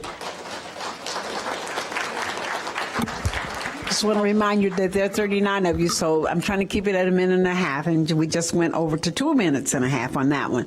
Okay, and I'm sorry I missed Mr. Benjamin Schuler. Is the next speaker, and after that, Yvette Jordan Grandberry. My name is Benjamin Schuler. I'm a resident of Evanston. I'd first like to thank the committee for its time and service to the community, and to thank all my fellow volunteers here tonight for their time and service to the community. I appreciate the opportunity and the freedom to speak this evening. I support the work of CARE on behalf of the animals in the community. There's an idea in the weightlifting world that it's not just about how strong you are training for a single day or a single event, but how strong you are on any given day, 365 days a year. The question, how strong is CARE? What does it do on any single day, is one that I love to answer. And I'll stick with a single example. I volunteer for CARE on Saturday nights at the shelter. I work with the cats and inside the building, feeding, socializing, cleaning, medicating, laundry, shoveling snow, and I've even played Santa once in a while. This last Saturday evening, we had a new kitten who had arrived at the shelter less than 24 hours earlier. Frostbitten, burned, severely dehydrated, and malnourished. It was 5 months old and looked half that age. We asked and worked and were given advice on how to nurse the kitten through the evening and through the weekend until a vet could see it on Monday morning. It is this work, this time, this effort, this compassion on behalf of the weakest and the least in our community that is emblematic of CARE. It is the mentoring by our leaders, it is the commitment, this dedication to action that is emblematic of CARE. On a daily basis, 365 days a year, 190 volunteers strong, and an even larger support base stepping up weekdays, weekends, and holidays, rain, shine, or snowstorm. It is a unity of purpose that goes beyond any single volunteer or event. Oh, thank you. Yvette Jordan. Yvette Jordan Granberry, 800 block of Brummel Street, 30-year Evanston resident and taxpayer, and nearly 5-year CARE volunteer. I've been asked to speak from the general volunteer perspective regarding CARE and how we operate. Understand that there are nearly 200 volunteers, nearly half from Evanston, but the remainder from the north side of Chicago and surrounding northern suburbs. These volunteers, as you've heard, work every day of the year. And it is volunteers who work with cats morning and night, daily, to get them out of their cages and to socialize. It is volunteers who feed the cats and dogs every evening and weekend. It is volunteers who make sure that the dogs are walked at least twice per shift on those same evenings and weekends. And it is volunteers who work with adoptable dogs through a daily matrix of activities, such as responding to commands, behaving properly in public settings, or just sitting quietly, as well as initial behavior training on the basics like sit, down, paw, come, so that when they are shown to prospective adoptive families, the process of developing behaviors that will be needed in the real world has begun. It is volunteers who take the animals to their doctor visits for shots and any other medical needs. And it is volunteers who check on adoptive families post-adoption to see how the love connection is going and to offer tips and assistance. It is volunteers who represent the community and CARE at events and show our adoptable animals and present the organization and how we do things. Overall, it is this same volunteer pool who go to great lengths to provide daily mental and physical stimulation, to keep the dogs in the kennel happy, and to represent the city and our organization as the responsible community resource that we are. Our volunteer corps ranges in age Asked you to wrap it up. I'm trying. Okay. In age from high school students who work with their parents present, college students, full-time job professionals to retirees and senior citizens. Realize that our small group logged nearly 12,000 hours of volunteer hours in the city's recent objective to reach the 150,000 volunteer service. Only came in second in the city, only to Western University, which are a much larger resource of people. With such a broad array of backgrounds, ages, and education levels, and such an obvious level of dedication to the shelter animals and its operations, how could it possibly be that the vast majority of our group wouldn't be up in arms if the organization was indiscriminately recommending the euthanasia of animals? No volunteer likes it when a recommendation has been made for euthanasia, and some years ago that message would come to us, and volunteers began to ask, what actually happened to make that decision happen? The questions were so loud that the behaviorists, who have been formally and informally trained to conduct the testing, reminded the volunteer pool that you can come to these sessions at any time, but space limitations minimized how many of us were able to come. Understanding that limitation, they began to give us a weekly update on exactly the methodology, what activities the dog was put through, and what behaviors were evidenced. The vast majority of our volunteers believe it is important to act responsibly in releasing dogs to the community and support the behavior. I'm sorry, but we're over 3 minutes now. methodologies. Understood. Thank you. We just hope that the city and the committee, respectfully work with CARE, and we are more than willing to work with anyone in the community to make our methods even better, to support the community. Thank you. Ms. Tina Seastrom. I want to thank CARE. I was hospitalized and in a rehab, and they took the animal wardens took my cat, my guinea pigs, to CARE, and they were very well taken care of. I was horribly scared, though, that my cat would be killed because she was an elderly cat. She wasn't. I was able to get her back, and I thank them. I'm also a feral cat colony caretaker for Treehouse, a non-kill shelter, which I wish CARE could become. And CARE, in this respect, also provides the food for the 3 feral cats on my block. And so CARE is doing a great job. I just wish that they could get to non-kill. Thank you. Thank you. Alderman Brathwaite? Did I see your light? It was just a statement, Alderman Holmes, and I'm just curious to know, just for majority of the folks here, I haven't read anything regarding the cats, and we haven't received any complaints about cats. So I just want to remind those that are in the audience that the issue of cats isn't necessarily part of the discussion. Although I It's all appreciate, CARE. but It's all a part of okay. CARE. Okay, thank It's you, all a part Alderman of Holmes. CARE. And their cats are mentioned in the report. Michelle Demos? And after that, Mr. Risky, and then Emma Smith and Karen Strauss. I just wanted to start by thanking you for giving me the time to speak. My name is Michelle Demos, and I have been a volunteer at CARE for 10 years and adoption counselor for the last 6 years. When a family arrives at the shelter, they complete an adoption survey. They provide us with helpful information about their household and past dog experience, as well as what they're looking for in a canine companion. A great majority of potential adopters, have the same concerns when they are thinking of adopting a shelter dog. They want a dog that is going to be fine when they have family and friends over. They also want a dog that gets along with children and other dogs. They most likely do not want, and stated on the application, a dog that has behavioral issues. In addition, there's a portion of the application that's asked them to specify under what circumstance would you consider giving up your dog. And in all cases, for biting and aggression would be a reason for them to return a dog or give up their dog to an animal shelter. This is why I believe that CARE's evaluation process puts so much emphasis on identifying dogs with these type of behaviors and characteristics. I have heard from some adopters that they come to CARE because they hear that we adopt out good dogs and that we equip people with the knowledge for a successful adoption. Unfortunately, there are also people who come in skeptical of adopting a shelter dog and are just trying to feel us out, get information, because they have heard of adoption horror stories.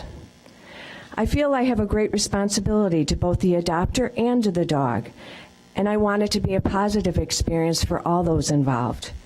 I would be absolutely horrified as an adoption counselor and as a mother of 3 young children to hear that a dog I placed into a home bit someone, especially a child, or even attacked another dog. Can we ask you to wrap it up? I'm sorry, it's over 2 minutes.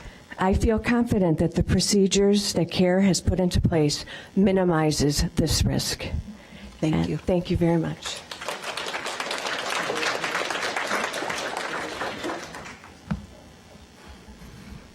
Okay, Janad Risky. I'm going to speak to a slightly different point of this. I want to know, Mr. Bobkowitz wanted to sell the animal shelter at one point. I'd like to understand more about the financials of what's going on here, because I sort of hear this organization is going to have 1 year agreement.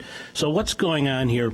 Where's the council on this issue of running this thing as an operation, and what's going on? I like to follow the money, really, and find out what's going on. Now, you know, I can FOIA the city and get all kinds of information, and I've done that plenty of times. But I really want to know what's going on. Are we going to close the animal shelter? At one point, Mr. Bobkowitz wanted to turn this into a commercial development. He talked about selling it. So I'd like to know where the council stands with this, and is the council going to support more money to fix this place? I mean, that's what I'm sort of hearing. You're not going to support more money, or what's going on? So, you know, this place could close, it sounds like, just like the Art Center. So maybe some enlightenment on all this. Or I can FOIA you tomorrow, and we could talk. Thanks. That's your right. Ms. Smith? Is it Ms. Smith?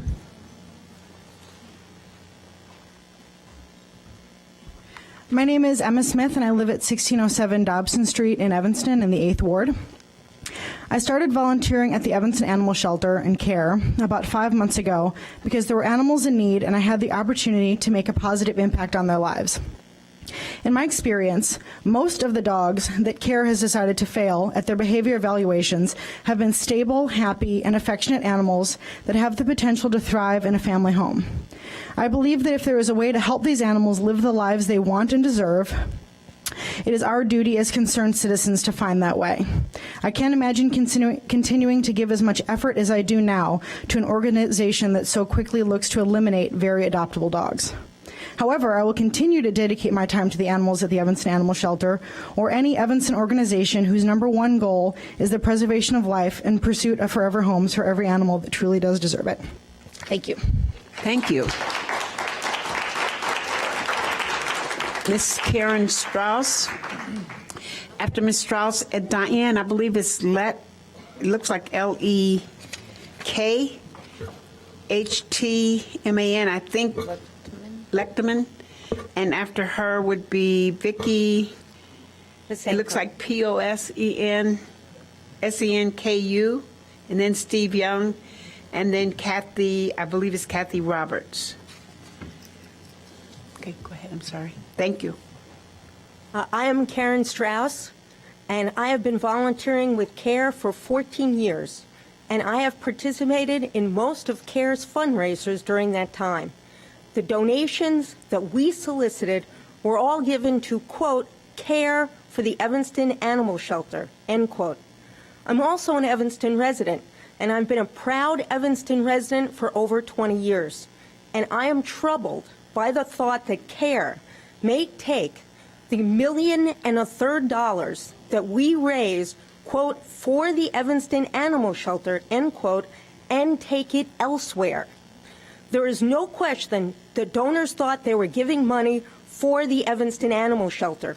We asked donors to contribute $20 each for a white T-shirt that read, quote, "We don't need a mansion, just an expansion." Since I arrived in 2000, both volunteers and donors have been working hard to raise money for a new, expanded shelter in Evanston. And when that vision was finally in our reach, the board started moving money out of the building fund.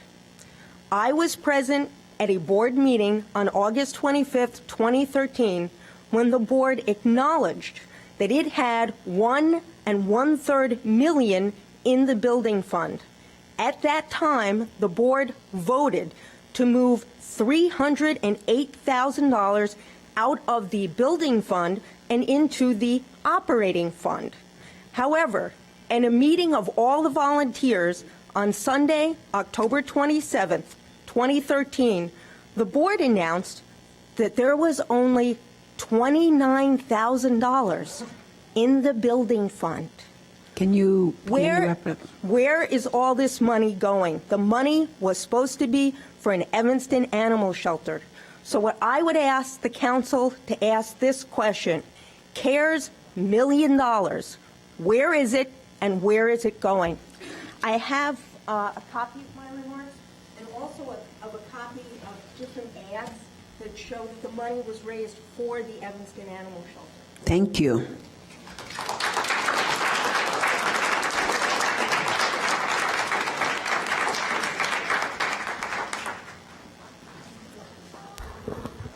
Hi, my name is Diana Leckman.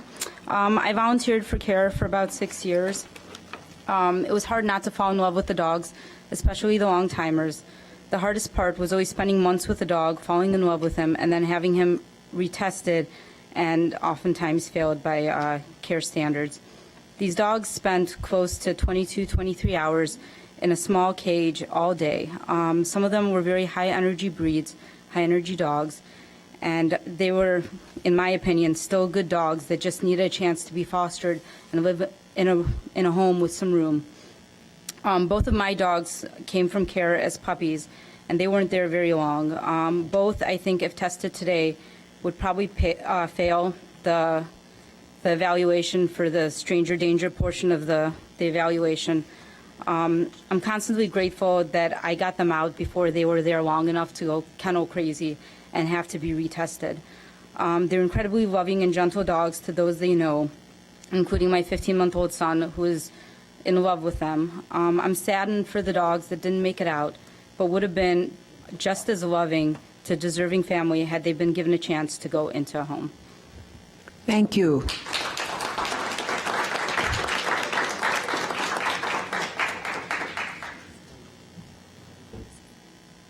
Good evening. My co-volunteer here is passing out some information. My name is Vicki Pasenko, and I've been a volunteer at the Evanston Animal Shelter for 7 years. Tonight I want to share with you the stories of 18 dogs who were deemed unadoptable by CARE and subsequently placed with rescue organizations by Linda Teckler, the animal warden. CARE says that they're a no-kill shelter because they never euthanize a dog that is adoptable. Read these stories and you will see that that is wrong. These 18 dogs have proven that failed dogs are highly adoptable. CARE says that by rescuing these dogs, the warden is putting dangerous animals into the community. Read these stories and you will see that there is nothing dangerous about any of these dogs. CARE uses their behavior evaluation process to determine the adoptability of a dog. We know that 2 experts have questioned the validity of that process. Read these stories of dogs that failed that process who are living proof that the process is flawed. Read these stories and let these dogs speak for the hundreds of other dogs that CARE failed that didn't have a voice. 45 to 50% of the dogs that pass through the shelter have been euthanized. There were 47 dogs in 2010 and another 41 dogs in 2011 alone. Read these stories and understand that there's something very wrong with the process at the Evanston Animal Shelter, and then please help us to fix it. Thank you very much for your time. Thank you. I believe Steve Young is next, and after Steve Young, I believe it's Kathy Roberts.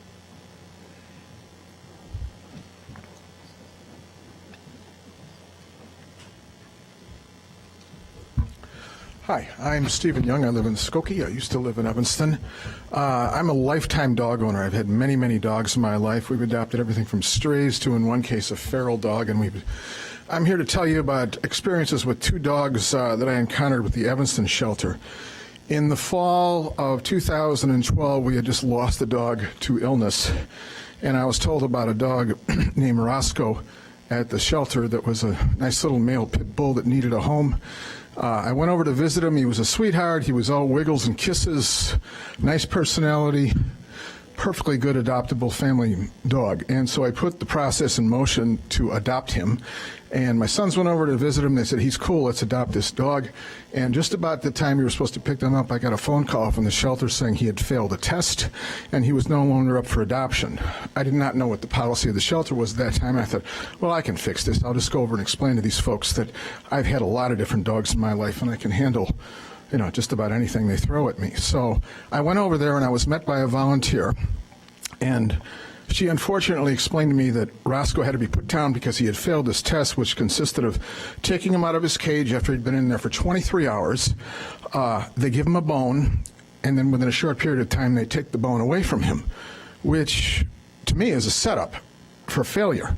And I was pretty incensed about it, but this woman who came out to meet me also had another dog with her, who was in her care, and I said, well, what about this one? Is she up for adoption?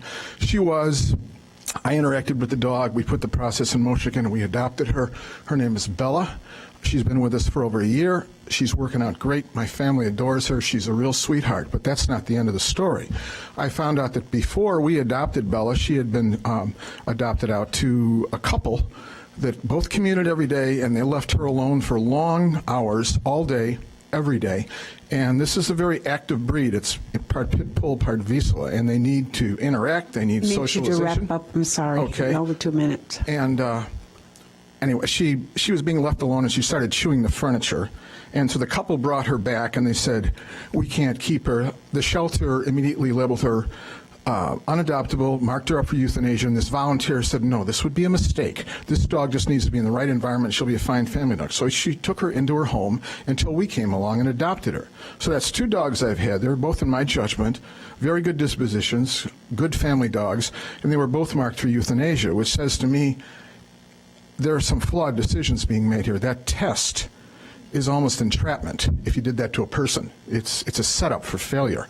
And that the euthanasia rate at this shelter really upsets me. It obviously can be much lower, so I wanted to share my 2 experiences with you. Thank you. Kathy Roberts. Hi, my name's Kathy Roberts. I've been a volunteer at the Evanston Shelter since 2009. And I would like to say that since all of these things have come about as far as the euthanasia rate, I've had the opportunity to work with many rescue groups who are saving our dogs. And I just want to say these people are dedicated, they're committed, they don't have a lot of money, they have a lot of heart. I appreciate everything they've done, and I think that we have a lot to learn from them. And I think that we as Evanston should keep an open mind if we want to save all of our animals. There's a lot more that we could do than what we're doing right now.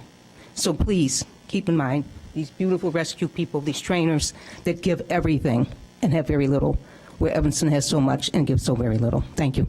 Thank you. Before I call on the next set of speakers, I just want to remind you, we still have 26 speakers to go, okay?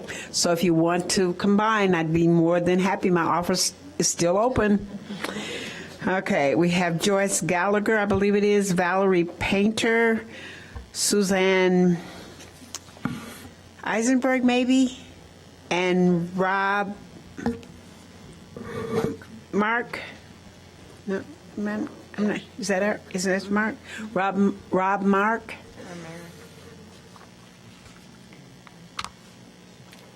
Okay, ready? Set the timer. I'm sorry. Hold on 1 second. No, I don't want to start you on the time yet. Alderman Grover. Thank you, Madam Chair. It's so clear that this is an issue about which everyone feels so passionate. And I think this is the point of the evening, though, that if someone has said something already that were in your remarks that you had intended to say, that we've heard it. It's part of our notes. We have taken note and we've made a record. And so you should feel comfortable not feeling the urge to speak. If someone else has spoken for you. So please, and again, a reminder that maybe I'm just speaking for me, but the applause I find has the same effect as booing people. Yes. That it makes it difficult for anyone to want to step up and speak openly in public. I really want everyone to feel as if they can speak here comfortably and not feel as if they need to get applause for it or be afraid of boos. And keep in mind that we've formed this subcommittee to address the issue. And you're all going to we'll have stakeholders on this committee, and you're all going to want to work together. And I think ahead to how this committee is going to be, we hope, high functioning and get the job done. And sometimes personal relationships will get in the way, and the tone that we set in our public discussions can also undermine the ability of the committee to be effective. So please keep in mind, if someone has already said what you intended to say, feel comfortable not speaking. Now you really messed me up. I was going to say, that's my same offer, okay? Just spoken in another way. Okay, I'm sorry. Miss Joyce, yes, go ahead. Hi, I'm from Wakanda area, and I'm a volunteer for the North Chicago Animal Control. And I just wanted to just stress the fact that we are a small animal control center with a one-woman show there with probably about under 20 volunteers. So as a group, we work as a group. You know, it's just a round circle of people volunteering, working with the dogs, helping Dana to achieve the no-kill situation she has taken on so far since a year and a half. If you look back on the Google and you know what the stories were back then, she's made a remarkable turnaround. And so I just feel that even all of us as a group can just come together and just make it all work. And I like that one saying where I'm going to really shorten this, but as Hillary Clinton once said, it takes a village to raise a child. It also takes the same for animals. It takes all of us to come together as employees, volunteers, the community, and rescue groups to build relationships and save lives, giving an animal a second chance that we all want at times. I shortened it. You sure did, but thank you. I think that's very well said, because I too think that together we could all get it done if we just sit down and work together. Exactly. Absolutely. Valerie. Good evening. Thank you for letting me speak. I just wanted to kind of share my experience I've had with CARE. I was a former volunteer there about 2 years ago. I have since moved on to a rescue organization where I hold a board position. One particular situation I had there was with a 12-week-old Border Collie mix puppy. She was actually euthanized for food aggression.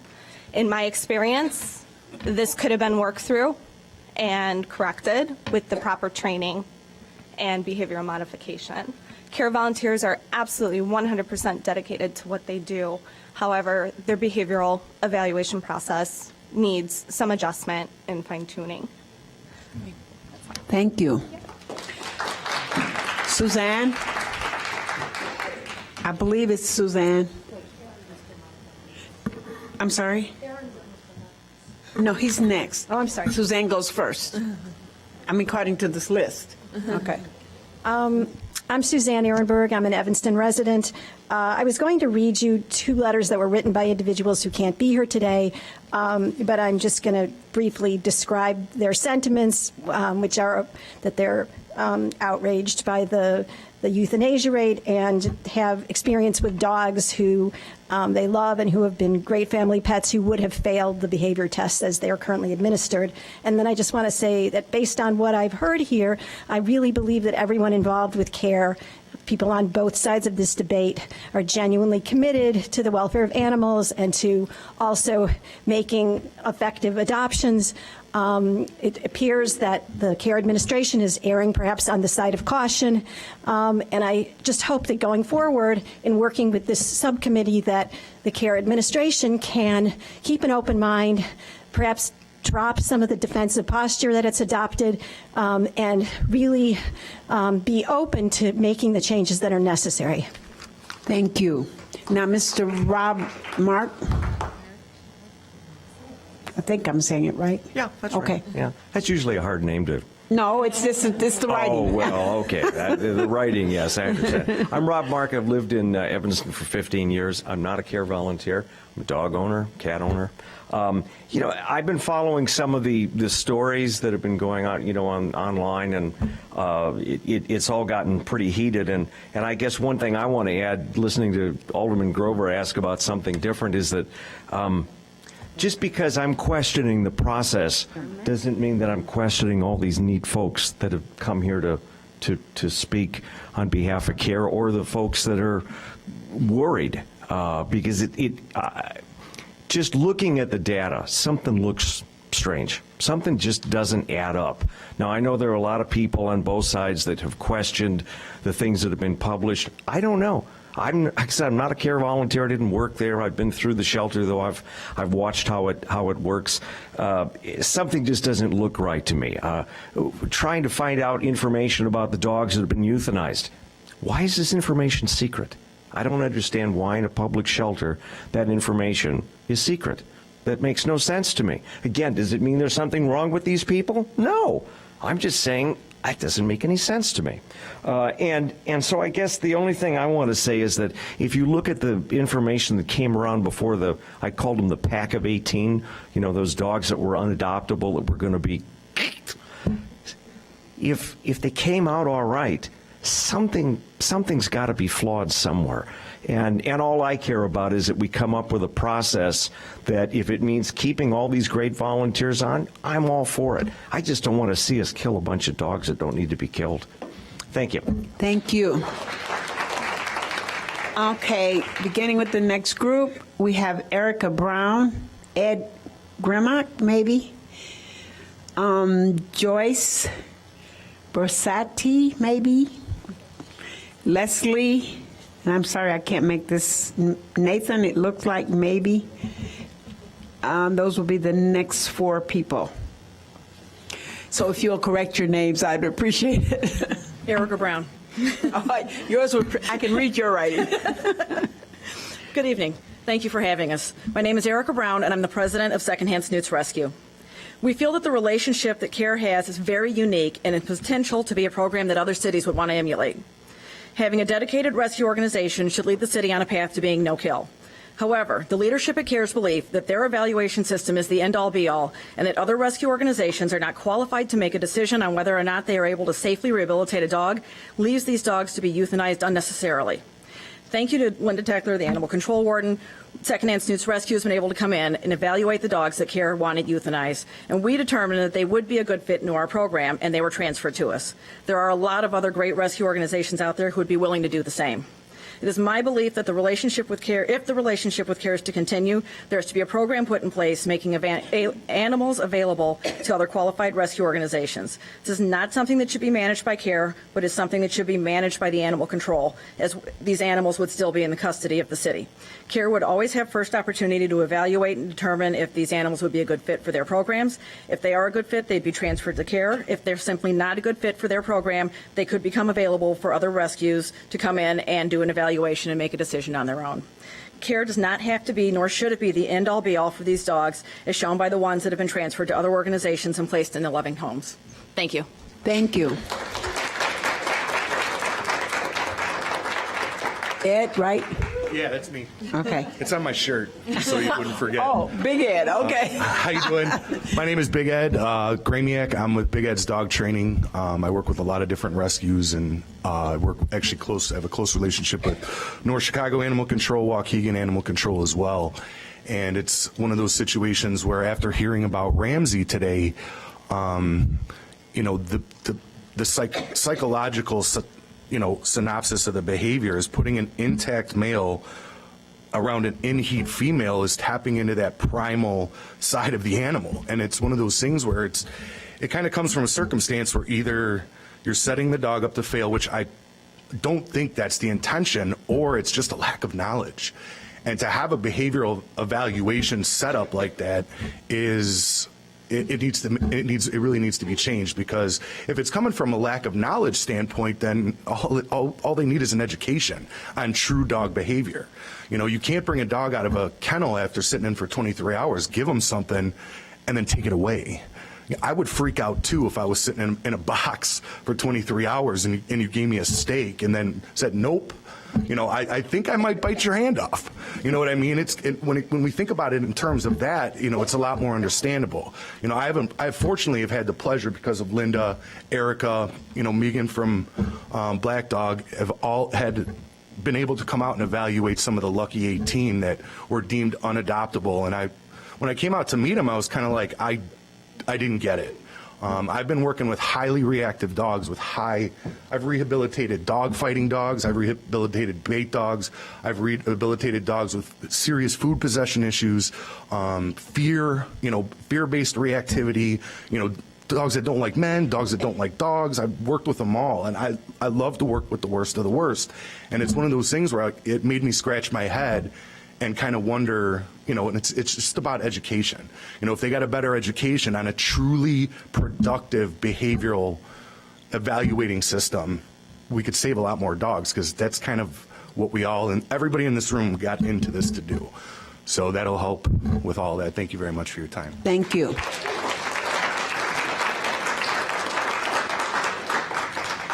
Joyce. It looks like B-U-R or B-O-R-S-A-T-T-I.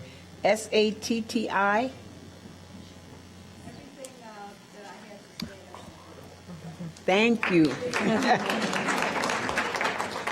Leslie, it looks like A-E, okay. It's Nathan.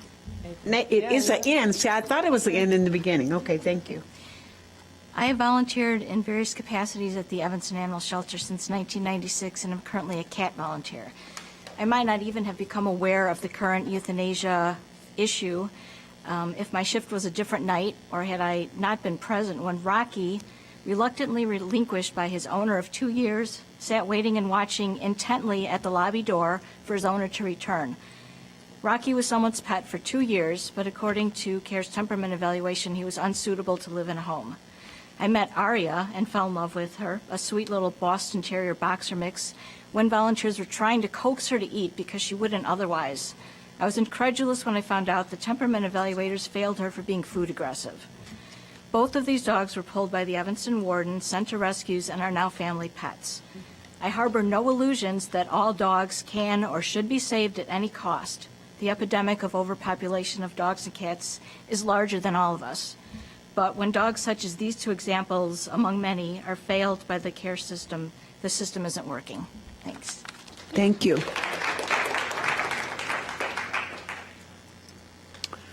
Leslie, no, I'm sorry. That was Leslie. It looks like K-I-R-S-U-M. Is that Carson? And after that is Mila, M-I-L-A Price. And I tell you, I'm having a problem because I think the same person wrote all of these names and the handwriting, I figured that out much. So the handwriting, it's a little difficult to read. And I think it's Dan Marlowe after that. Hi. I had a whole thing that I was going to do, but I decided to... Speaking to the mic so you can be picked up by audience. I'm going to wing it. Oh, okay, great. So one of the things that we haven't really talked about yet is the structure within CARE and how the communication works. And that was one of the problems that I had as a kennel captain volunteering there. I don't believe that my skills with the dogs were utilized well enough that we were even given an opportunity to work with dogs to correct some of the issues, such as the food aggression, which was a very common reason for euthanizing a lot of the dogs and a very easy, manageable fix. For a lot of these dogs, it could have meant life or death. One of the dogs that I fell in love with, Fiona, was a little Pekingese mix. I didn't see her as a threat to the community at all. She just was a little possessive of her food. And given an opportunity, I think she would have been a wonderful companion. She was a very intelligent dog, and to me, it was a complete waste. We were not allowed to work with her on her food aggression, and she's gone now. She was never given the opportunity to be someone's pet. And I think she deserved that opportunity. And I think that the care volunteers, given the opportunity, could have helped her become that dog that would have made a wonderful family pet. And that's really all I wanted to add. Thank you.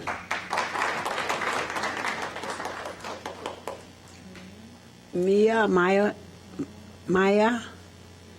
Price? Mila?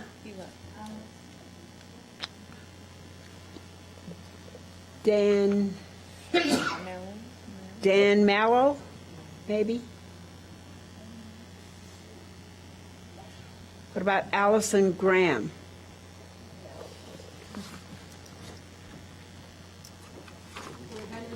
Prepared, but since you set up this committee, I had to rewrite everything on the spur here. So bear with me while I try to read my own writing here. My name's Allison Graham, and I live at 328 Glendenning Place in Waukegan. I'm the president of WAGS, which stands for Waukegan Animals Getting Saved. It's a volunteer organization that supports the animals of Waukegan and Waukegan Animal Control. I can promise you that we at WAGS are doing many of the same things that CARE is doing for your animals. We care about our animals just as much as you do. We're on the same team. We want the same thing for the animals. The difference that I'm seeing is that 98% of our dogs are making it out of the shelter alive and into permanent, loving, safe homes. So how do we do this in Waukegan? We're committed to becoming a no-kill city. Sorry, as Flora had said when he was here, within about 20 days, our dogs are moved to rescues, where the dogs can be evaluated much more accurately in a much calmer environment. Dogs with behavior issues, we pay to send them for evaluation and training. But I can promise you that the number of dogs in that category is very, very small. And FYI, we're doing all of this in Waukegan with about 4 times as many dogs, a budget of about $16,000 and not $1.3 million, and we have about 20 volunteers and not 200 volunteers. Okay, Evanston needs a solution, clearly. It does not have to be the Waukegan model, but it has to be the Waukegan save rate. Thank you. Oh, thank you. And one last thing, sorry. I would be more than happy to talk with City Council members or CARE to share any information you want to know about Waukegan and WAGs. So thank you. Thank you. So Rebecca Schufert, and then Steve Levine and Lynn Walsh.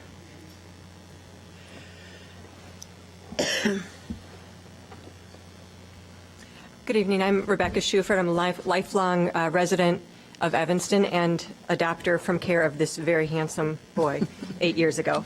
And I wanted to just say that the vast majority of care volunteers are wonderful people who are dedicated to the welfare of the animals in the shelter and who will continue to provide their time and effort with or without the presence and involvement of the organization CARE. My concern is about the individuals at CARE who decide who lives and dies at the Evanston Animal Shelter. I adopted my dog from CARE about 8 years ago. He had been in the shelter nearly a year and was not faring well. He was spinning in circles, licking the bars of his cage, and not very interested in engaging with people. But in a very short time after I began fostering him, he adjusted beautifully to living in a home. Today, he is a highly intelligent, affectionate, loyal companion. Anyone who has worked in a shelter or has adopted a dog knows that the behaviors exhibited in a shelter are very often a response to that environment and not necessarily an indication of how that animal will be placed once it's placed in a home. Temperament testing should be used primarily to assess areas that an animal may need work, not to make on-the-spot determinations as to who lives or dies. As far as the temperament testers, my personal experience is with CARE's president, Linda Gelb. And while my dog, Angus, was at the shelter, I became aware that Ms. Gelb wanted to euthanize him. I had worked as a veterinary technician for 3 years and as a professional dog sitter for 10 years, and yet the process of fostering and adopting Angus was made very difficult. I experienced firsthand that Ms. Gelb often seemed to have a personal agenda against particular animals or particular people and is often not objective in her decision-making. She seems to flex authority in ways that for many dogs led to their questionable deaths. I do not want to dismiss the many years and countless hours that Ms. Gelb has devoted to CARE, but I don't feel that she makes appropriate decisions regarding euthanasia and that her personal agendas get in the way of sound leadership. Too many animals are being euthanized I've asked you to wrap it up. and my dog was one of those. And I believe that with greater oversight from the city and the two sides working together, that we can really make some appropriate changes. Thank you. Great, thank you. Steve Levine.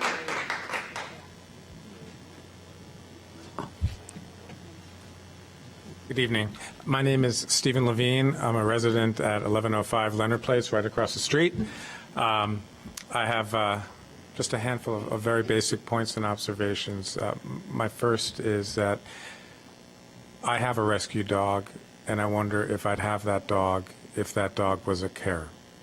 My second is that I was the regional commissioner of AYSO, a youth organization, which is all volunteer in Evanston. I applaud all volunteers in Evanston. We have a wonderful set of volunteers throughout the city doing wonderful things.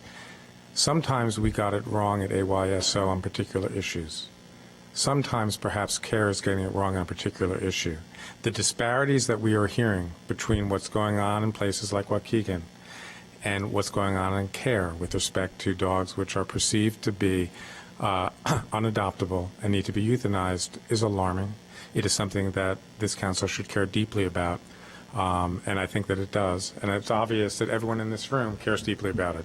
No one wants to see a dog who can be saved not be saved, and it seems like we're having very different criteria as to what dogs can't be saved. We have to get our arms around that, and that's my third point is I strongly encourage the council to take, and I apologize for remembering the woman's name from Waukegan, Wags, who offered to participate, to put her on that subcommittee and have her be a part of the discussion of a system that is working well, and placing 98% of its dogs.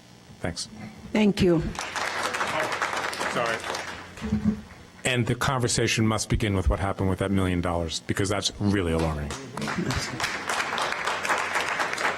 Len Welch and Karen Sungu, S-U-N-J-U maybe? Hello, my name is Lynn Welch. I live at 15. Pull it down a little bit. There you go. 1503 Oak Avenue in the 4th Ward. I don't have a dog myself, but several members of my family have adopted dogs from shelters, not from care, and I just wanted to share a little bit of that experience. These dogs include a Rottweiler who was abused and had some problems. He turned out to be okay. Another Rottweiler with a birth defect in her hip, serious health issues, but she's a very nice dog. A Border Collie who was in an auto accident before she was adopted, and she had to be nursed to health. And lastly, my favorite dog, nephew Luke, who was an abused half pit bull, half chow, who my sister adopted him, and she is a dog trainer, and he's very clever, very agile, and very friendly, and she uses him to help her teach her dog agility classes. He's very good with people and with other dogs. So I think sometimes dogs who seem to have problems can turn out to be okay. And I was appalled as an Evanston resident to hear about the euthanasia rate at the Evanston Animal Shelter. And I think, I'm not an expert, but I think something should be done and can be done. And I hope it is done. Thank you very much. Thank you. Okay.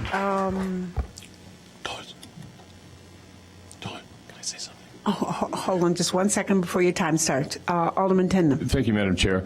I just wanted to go on record as saying the money issue is, number one, CARE is a private company, a private organization, 501c3, and I don't think there's any reason among us up here or anything I've read that would lead me to believe that there's been any disappearance of money. I think it's certainly all accounted for on their filings with the IRS, and I know that for a fact, and I just want to just throw that out there so something doesn't start building on that. And also, there was a previous person up here who, someone who said, sort of called out somebody by name at CARE, and I think that is against our council rules. We do not allow personal attacks or even personal comments about a single individual. It's more, it's a little more less biased than that, and that's it. This private company advertise itself as Evanston's Animal Shelter.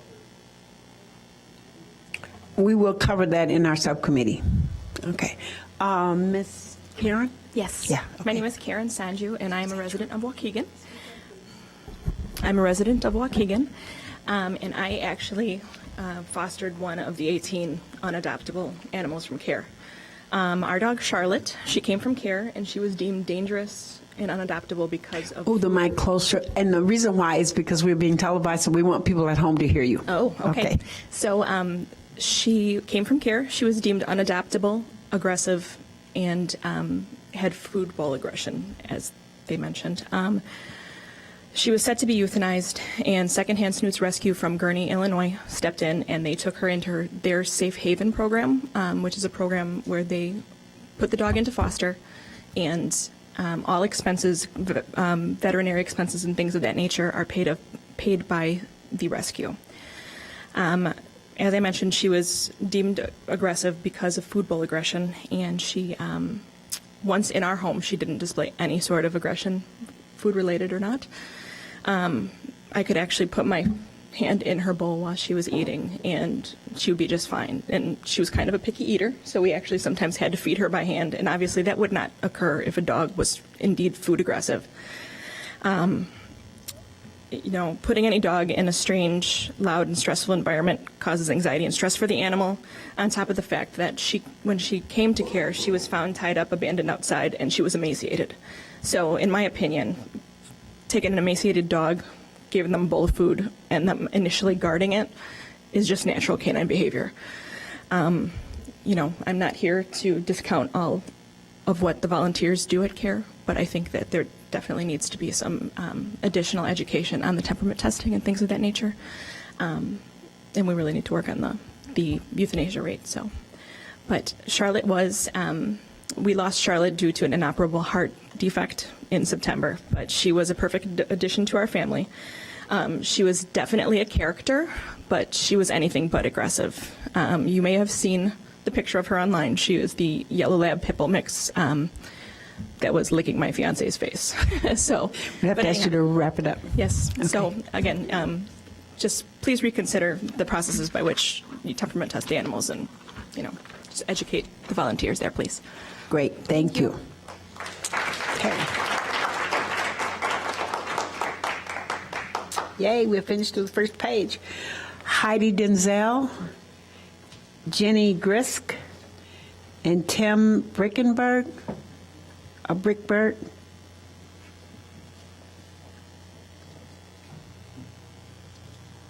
Anybody? Heidi, Jenny, Tim. What about Bob? I believe it's Pasenko.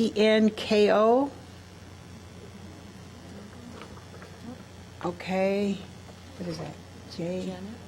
Maybe Janet Kirk? Janet wanted to see her time. I have one line here for Michael Price, who had to leave. You have to come to the mic, please. This is Veronica Sanchez. Sorry, I just have one line here about a dog that was recently rescued by Black Dog Rescue. Her name was Asia, and she was failed for food guarding and possession.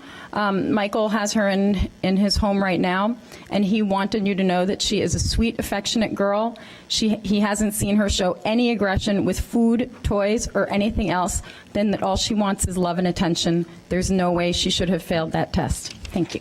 Thank you. And that was for Janet? That was for Janet. Thank you. Virginia Sanchez. No, you're on a whole nother sheet. Virginia Sanchez, I think it is. Veronica Sanchez. And then Ann and Jerry Mallow. Jeffrey.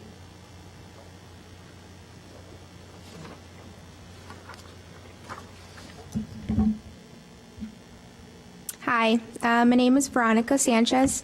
I live in Chicago, and I'm a volunteer for Black Dog Rescue. And Newman is my foster dog. He lives with two other big dogs and one small, tiny little dog that runs the house. And he does great with kids. He does great with other people. Everybody loves him. We love him. And he came from CARE, and he was slated to be euthanized. I ask, how could a shy, gentle, loving dog like Newman be on their youth list? He was one of the lucky ones that made it out. Newman is a joy to have around, and the thought that he was on the euthanized list is just baffling to me.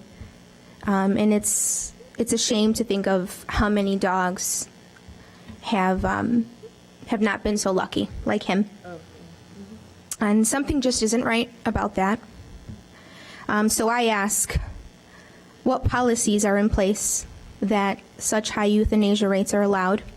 How are the behavioral evaluations being performed where so many dogs are being deemed unadoptable, just like Newman?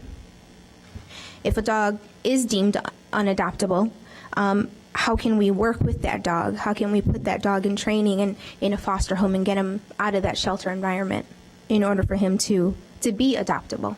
and to get them into a good forever home. You know, we're not here to pick any sides. We're all here for the same reasons. We're all on the same team. And we are here to ask, how can we do better? Thank you. Thank you. Ann and Jeffrey Malo.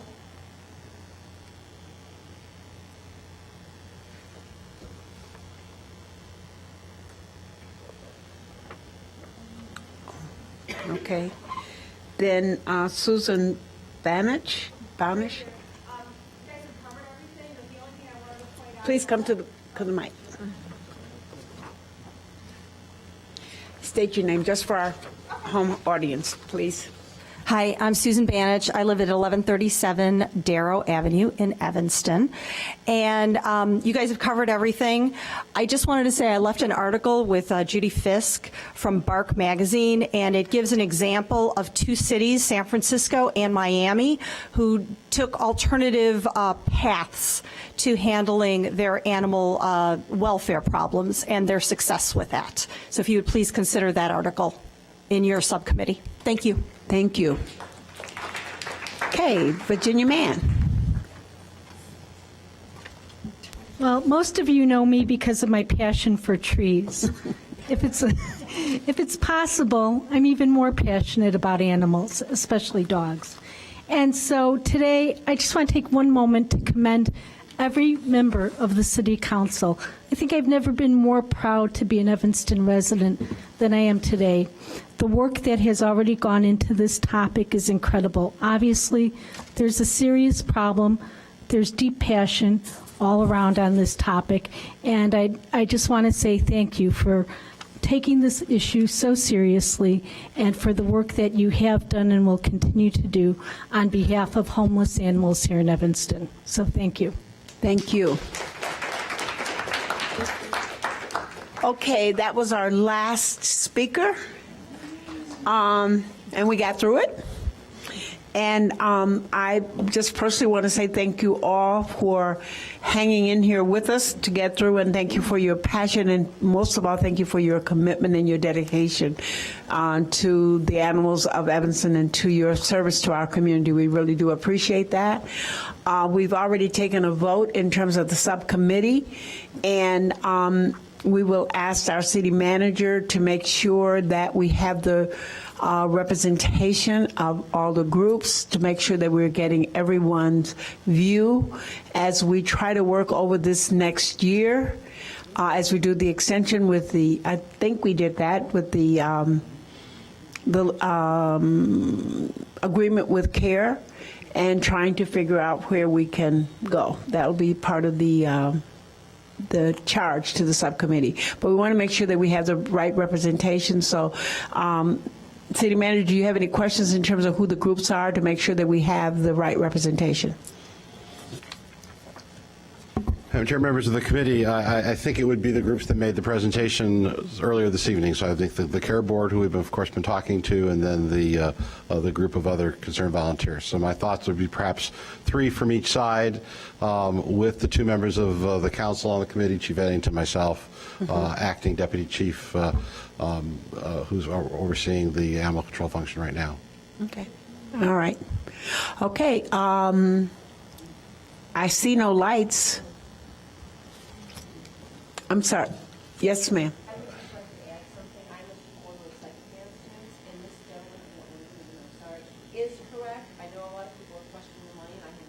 Sir, ma'am, we're on television. We need you to come to the mic. I need you to come to the microphone so we can hear what you're saying. I had a lot of notes that I was going to go over, but most of them have been said. But I just did want to add, because I have the paperwork, this gentleman back here who did note that CARE does market themselves as Care for the Evanston Animal Shelter on the Cyber Drive and under the IRS 501c3 approved organizations, where they do have to account for their money.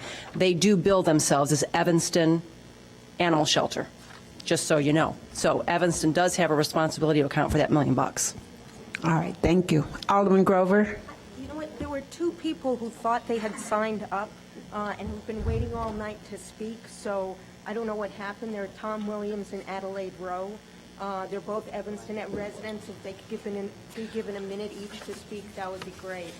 Okay, now I have the list here. I don't know if what they signed up. Well, someone was going to sign them up. And Well, yeah, someone signed up a whole lot of people. That's what I was thinking. I've ever had trouble. Where are they? They're right here. There's Tom Williams, who's been volunteering for 20 years with CARE, and Adelaide, who's been a resident of Evanston for decades. All right, hold on. Alderman Grover? We'll just go with two. I'll hold my motion. Okay, we'll hold the motion. To adjourn. He's on the list. You read off his name. He'll cede his time to them. Tim Breitbart and Jenny Grist were on the list. Right, well, they're going to cede their time to these two who are waiting to speak. I was in the back. You didn't see. Okay, great. Need a moment. Thank you. You want to hold your motion? Keep your light on so I won't forget. You want to step forward and state your name and address, please? And then I'll need you to sign when you're finished, okay? Thank you very much. My name is Tom Williams. I reside at 1001 Hull Terrace. I'm here tonight in my capacity as a private citizen. I've been a resident of the city of Evanston for about 24 years and happily volunteer for cats at the Evanston Animal Shelter for 20 of those. Most of what I would have said tonight on my own behalf has been stated more eloquently by others, but I do have 3 letters that I would like to read into the record, if I may. First of all, the first is from Mr. Jesse Rosenberg. He's also an Evanston resident. Here is his letter. He says, Abigail, the sweet, personable terrier who has occupied the emotional center of my family for 10 years, was adopted from the Evanston Animal Shelter on Oakton Street. From the first, I was highly impressed by that shelter, especially by their rigorous requirements for adoption. I now feel betrayed, along with my numerous animal-loving fellow Evanstonians. To learn of their extraordinarily high rate of euthanasia is shocking to me, not only for general humane reasons, but for personal ones as well. I shudder to think how close our Ivy came to losing her life in puppyhood.